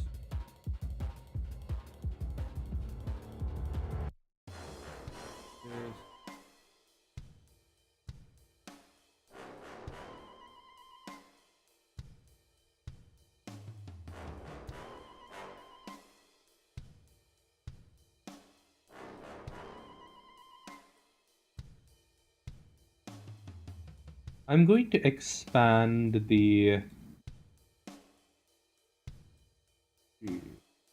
I'm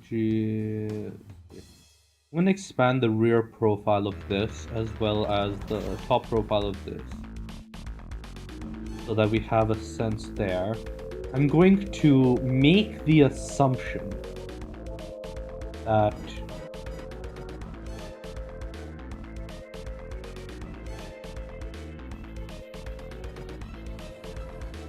Uh,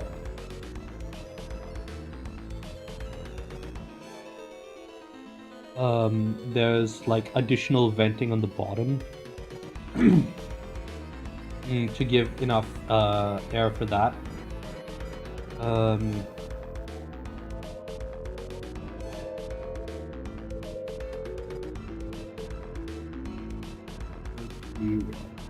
gonna push this back a little.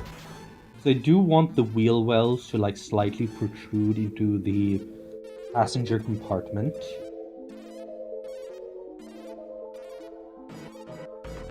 I need to redo this, don't I? Yeah, that's right.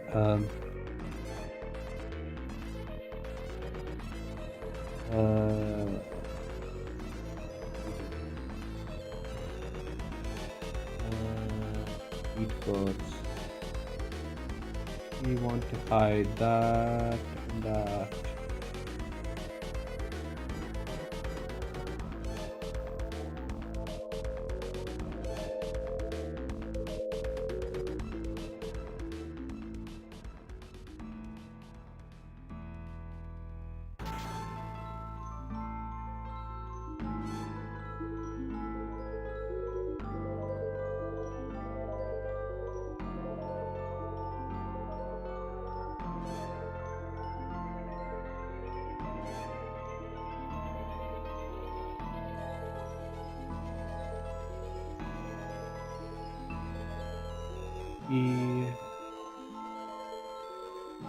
Scale x0. Merge vertices by distance. Resolve.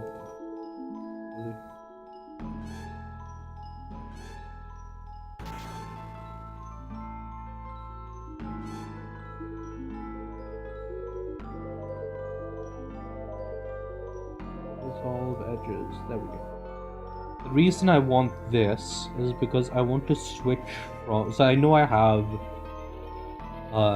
this, which is the standardish mech arm layout, but I want to have a rounder one for the top section to imply like a more flexible joint up here.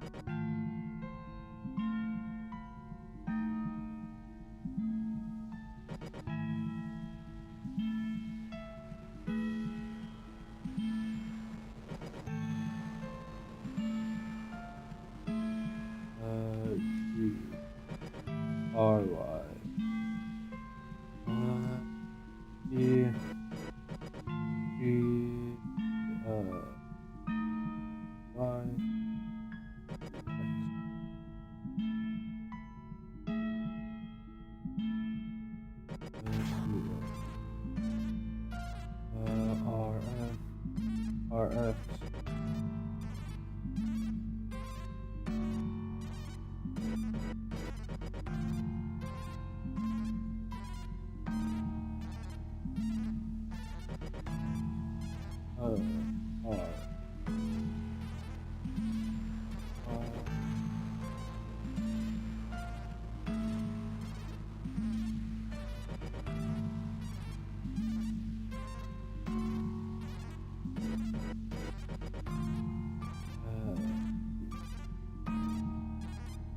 Okay, so we have that, and then we're going to have the setup here, which is going to mount the secondary jump jets on the articulating arm for the thingamajig here. Actually, edit mode, mesh, symmetrize.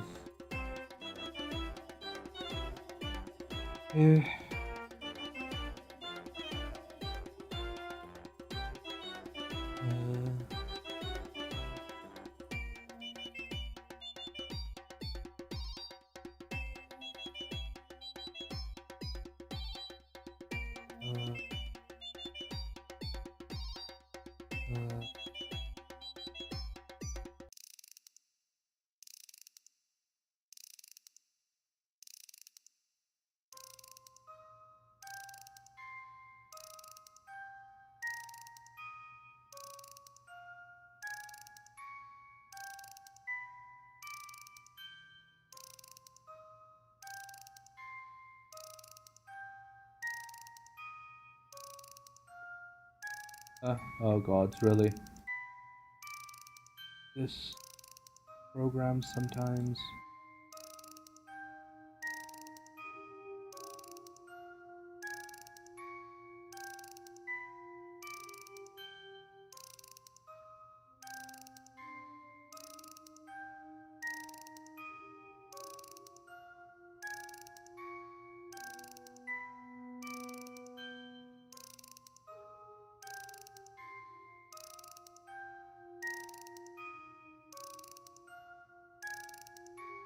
I do it over here. Yeah, that works.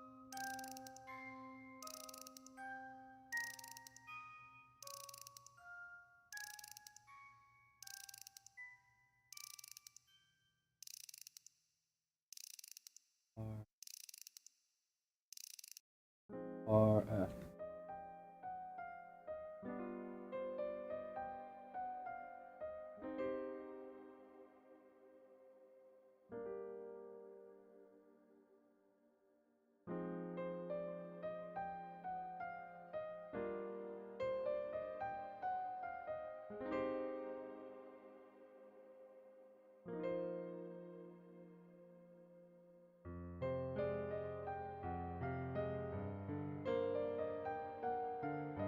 R.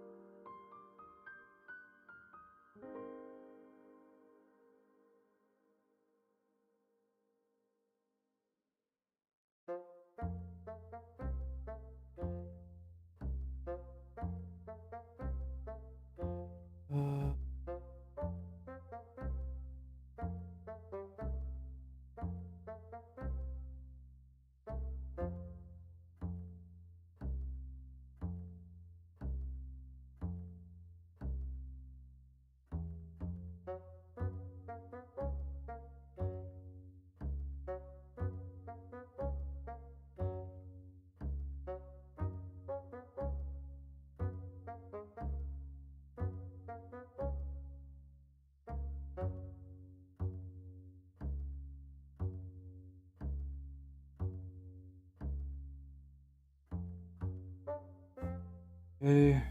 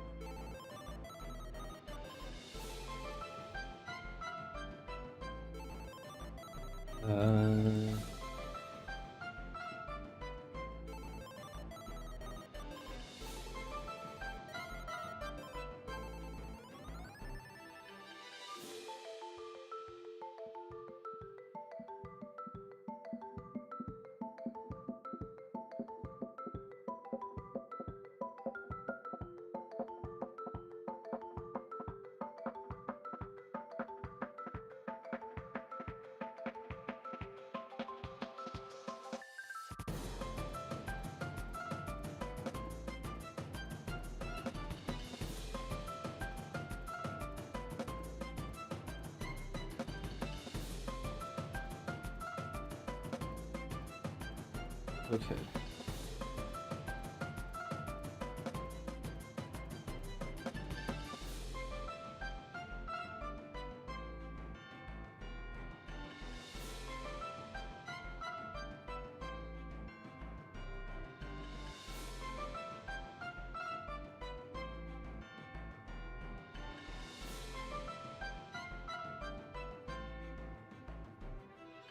No, that is correct. Right, because we want this portion to be the sorry for the bump there, the pseudo anchor point to the rest of the system. Object mode that Boolean union with this fella. Apply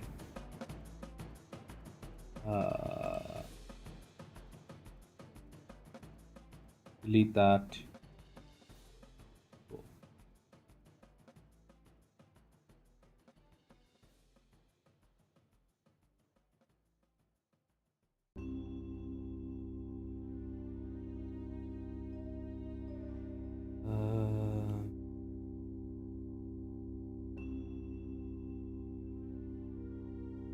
I think we want like the secondary downforce projectors on the side and the side armor next. Mesh symmetrize.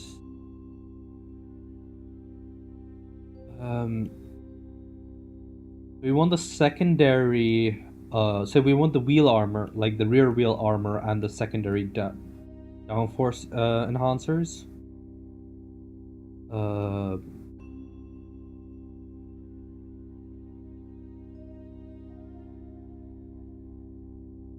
Cylinder. Edit mode. Scale that down a little bit. Here. GZ. Here we go. RX. Scale.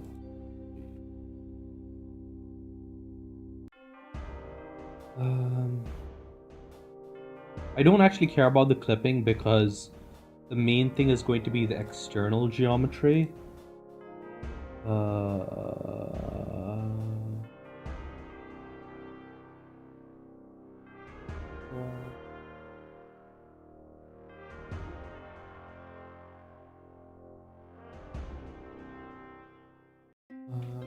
Zero.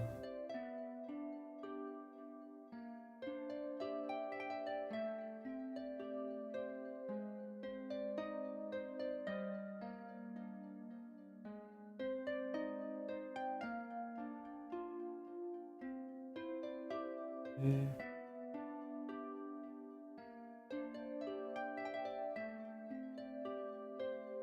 Scale that down a little bit. We want it to be slightly bigger at the top than at the bottom. I mean, yes, it's got like a bit of a dragster look, but I think that's part of the aesthetic. Right?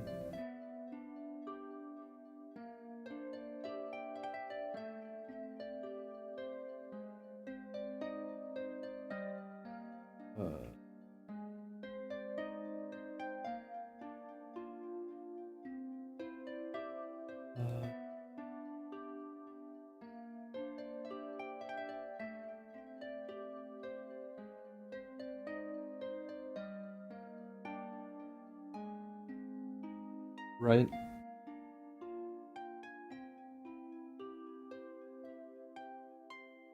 Got these massive vectorable.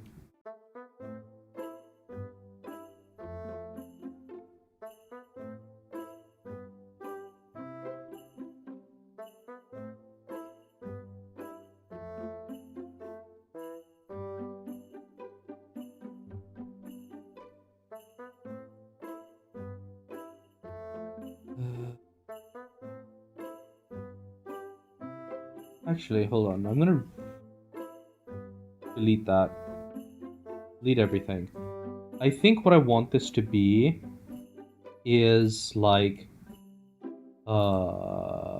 mesh cube. Okay. Scale x is something along the lines of like a vectorable system, right? So it's going, so since this has like the three, say it has the three output, has like, I guess, three outputs, right? Like an internal routing system that can either go output here, or output here, or the, say, I guess it's output here, or draw here and output down. Would that even make sense? I don't think it would.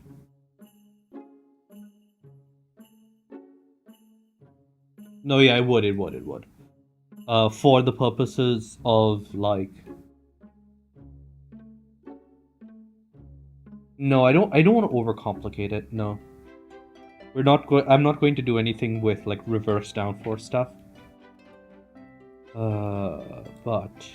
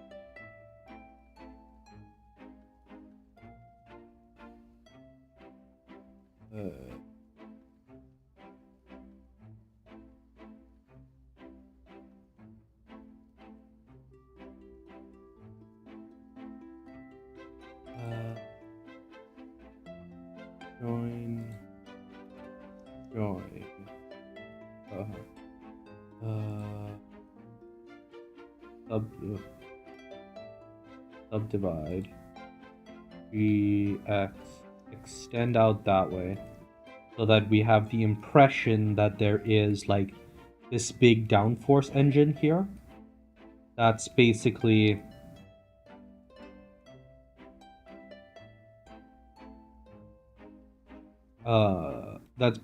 kicking, so that's basically dumping a lot of extra, so that's doing a lot of cooling here, and also pushing the APC downward, so that it gets good traction.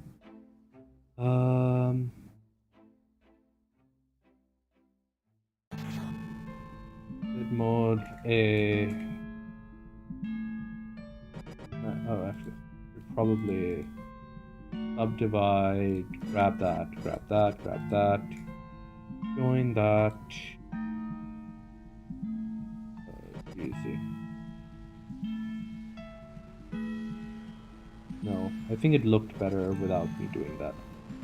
Okay, so now do that mesh. Symmetrize. Good.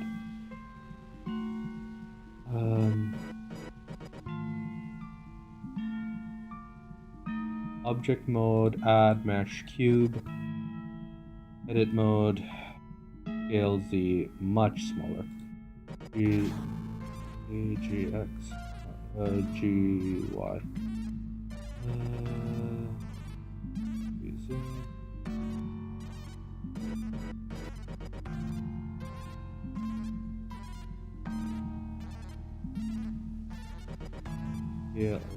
Scale X.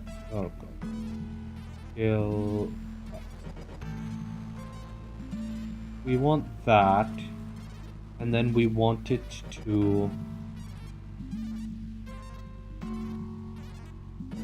E, easy, E,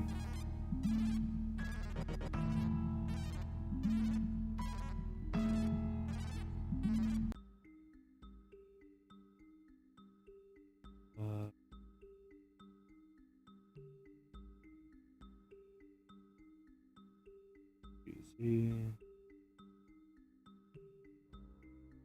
E.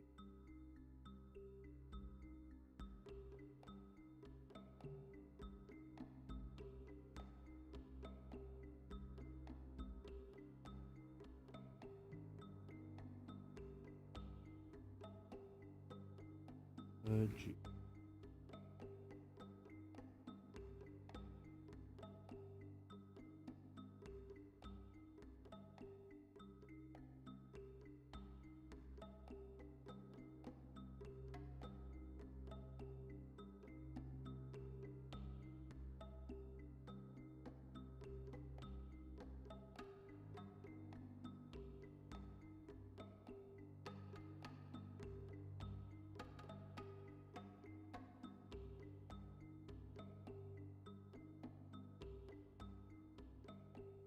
E, R, E,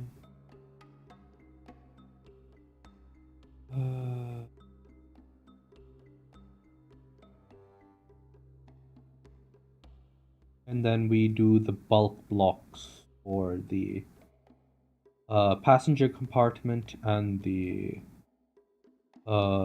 crew compartment, and then it should be done.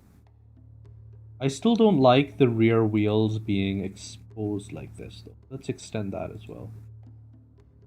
E, E, R, X, Z.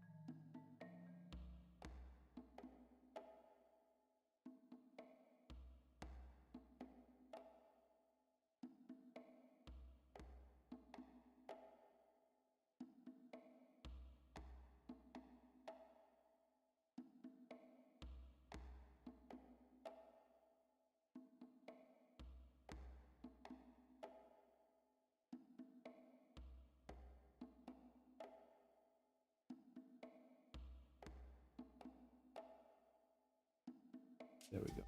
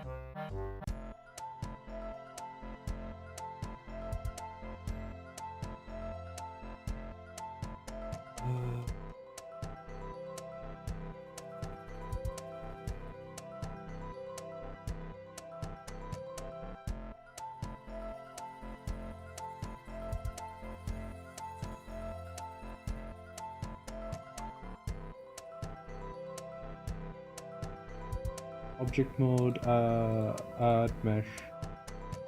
Cube, edit mode.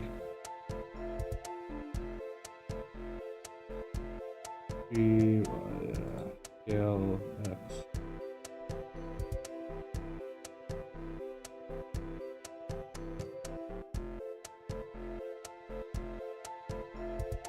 G Y.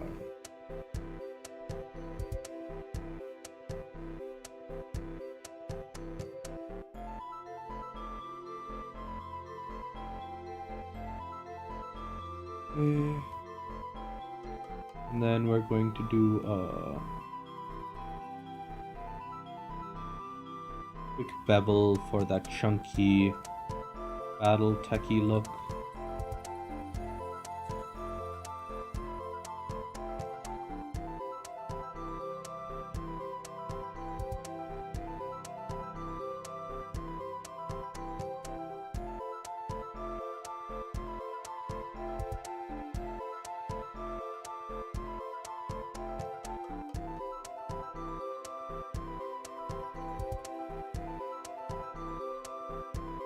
Subdivide twice.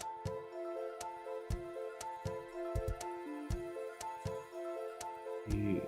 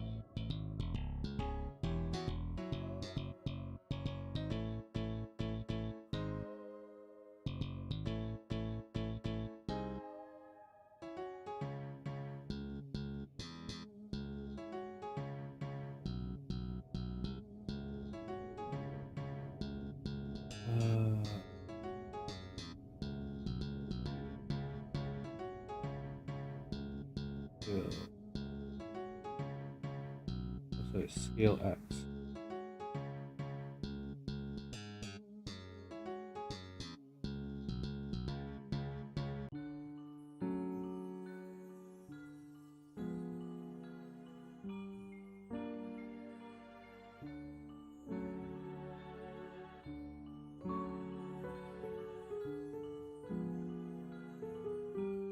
A little bit off the bottom there.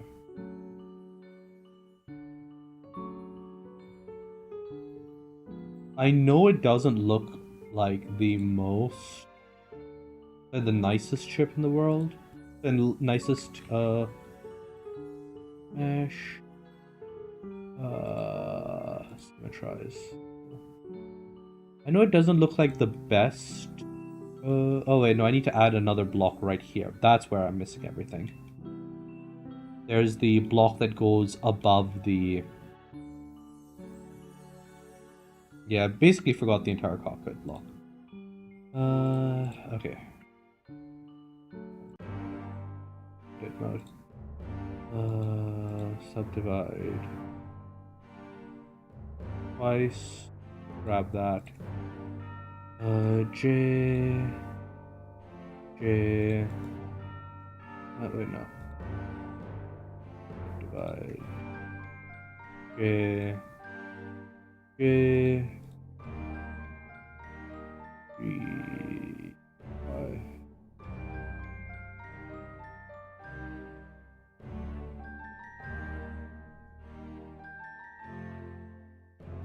Object mode, add mesh cube. Edit modes, scale the cube, raise the cube, scale the cube again. Face 3Y. G.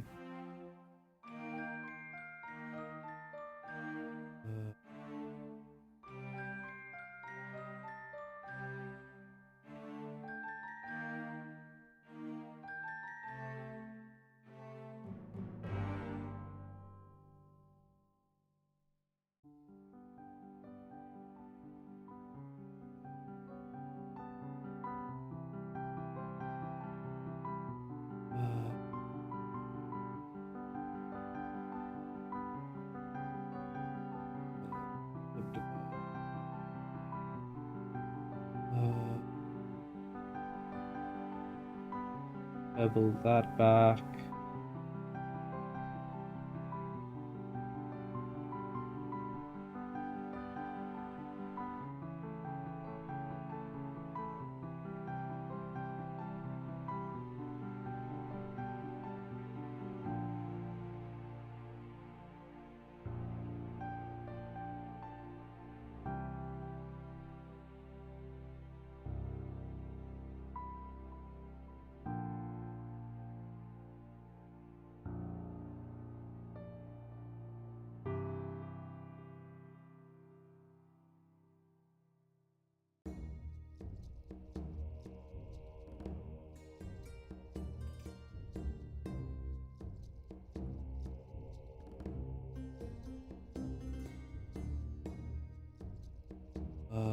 Boolean union with that,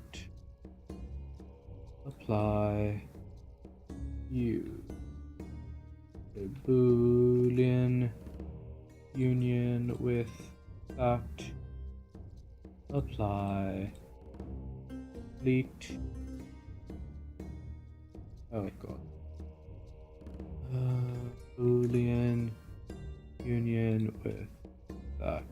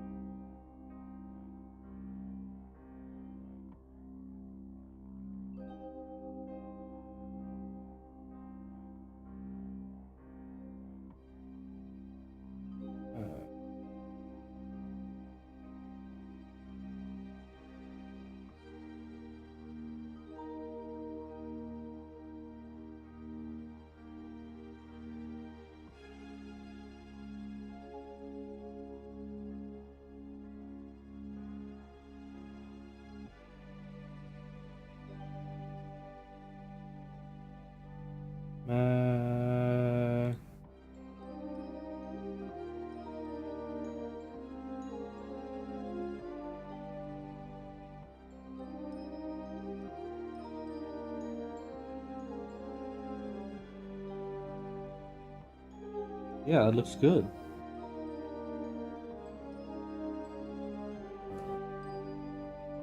Boolean union with that thing back here.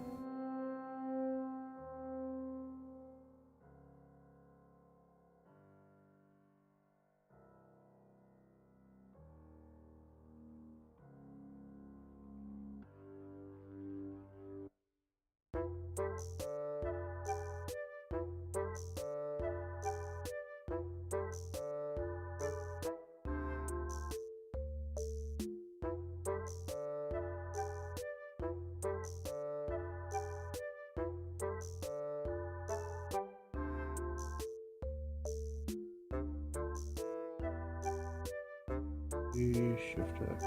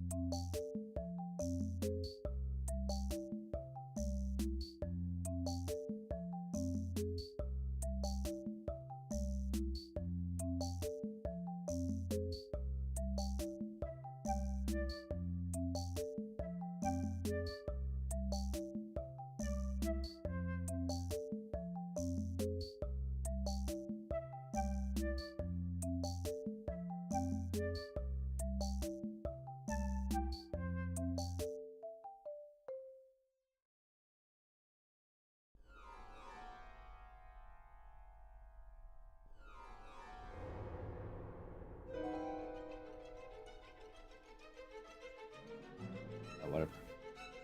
Can't fix it right now, but can't fix it without wrecking too much of it.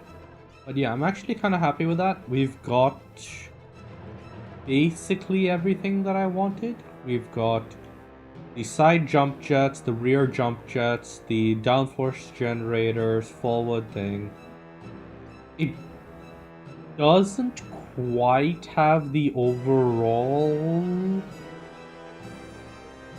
like it isn't as refined as a real version would be, but it's enough for me to get a good sense of what it is. Because like in theory, what it's supposed to be is effectively the torso out of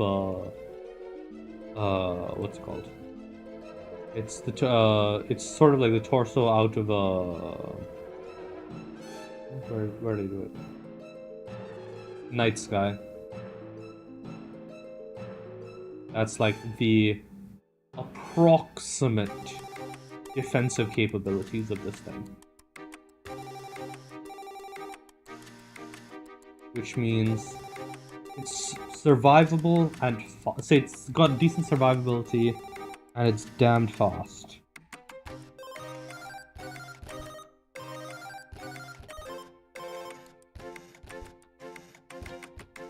So as long as you are not going over any swampy terrain, or at least not going to...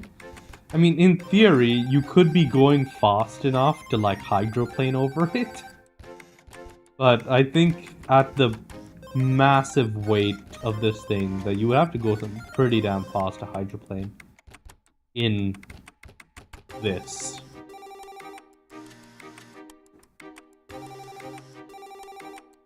Adaptive ride height is probably cool though, because these can be actuated to shift the effective ride height of the thingamajig.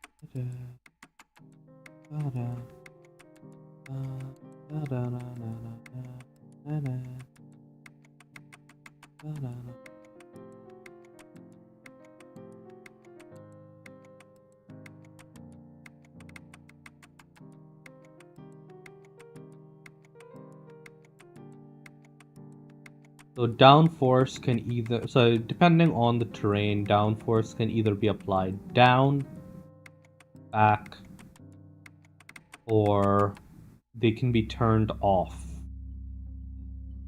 for the purposes of reducing apparent weight of the Razat.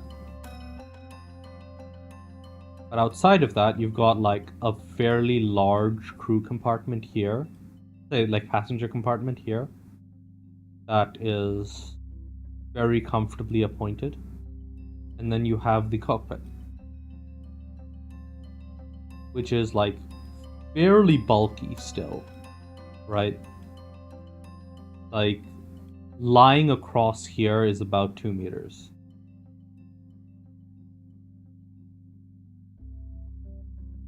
Which puts this at like 6. 1.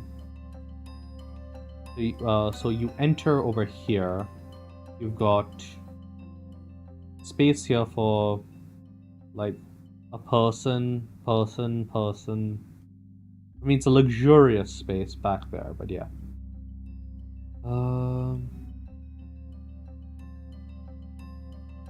I think the actual version's a little bit longer. Like there's, I think, right here, I screwed up in where I placed everything.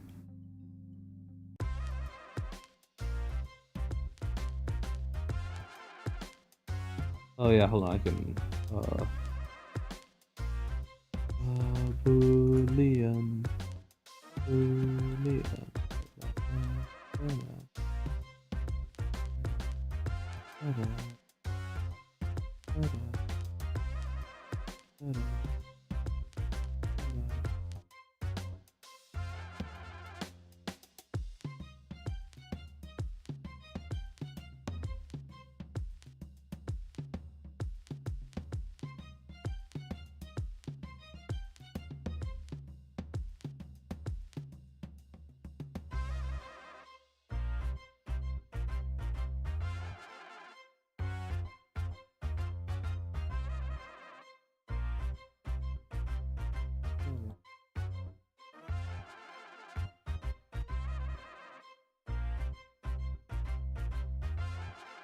Hold on, this also needs to...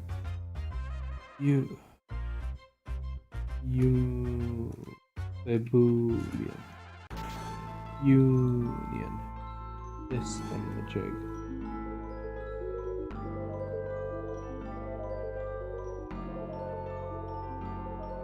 Delete that.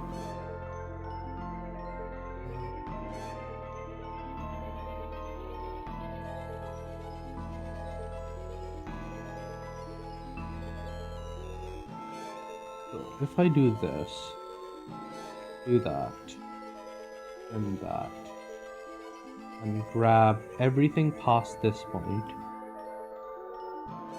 move it forward a bit to extend the passenger compartment, switch back to this view.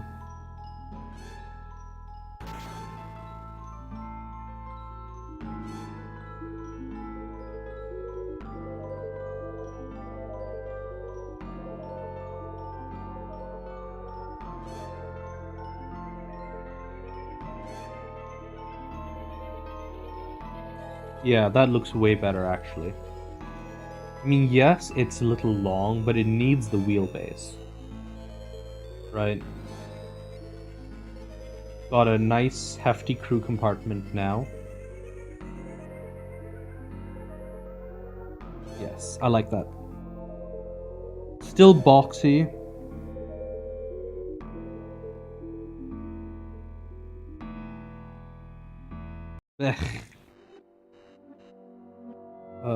What if I do subdivision surface? Ah, other than the jump jets, that's actually not entirely terrible. No, I like this one more. Like the angular look.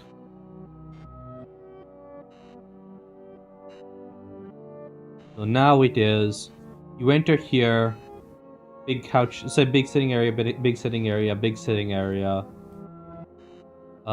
We've got the cockpit up here with that, forward wheels, big ass rear wheels that can like literally throw around the 15 tons of armored limo. And yeah.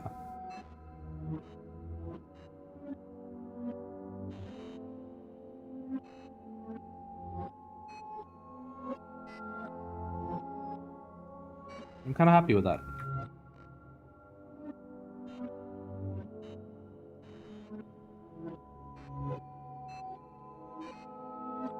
I mean, obviously it isn't perfect, but decent enough starting point. And that'll be all for today. Bye!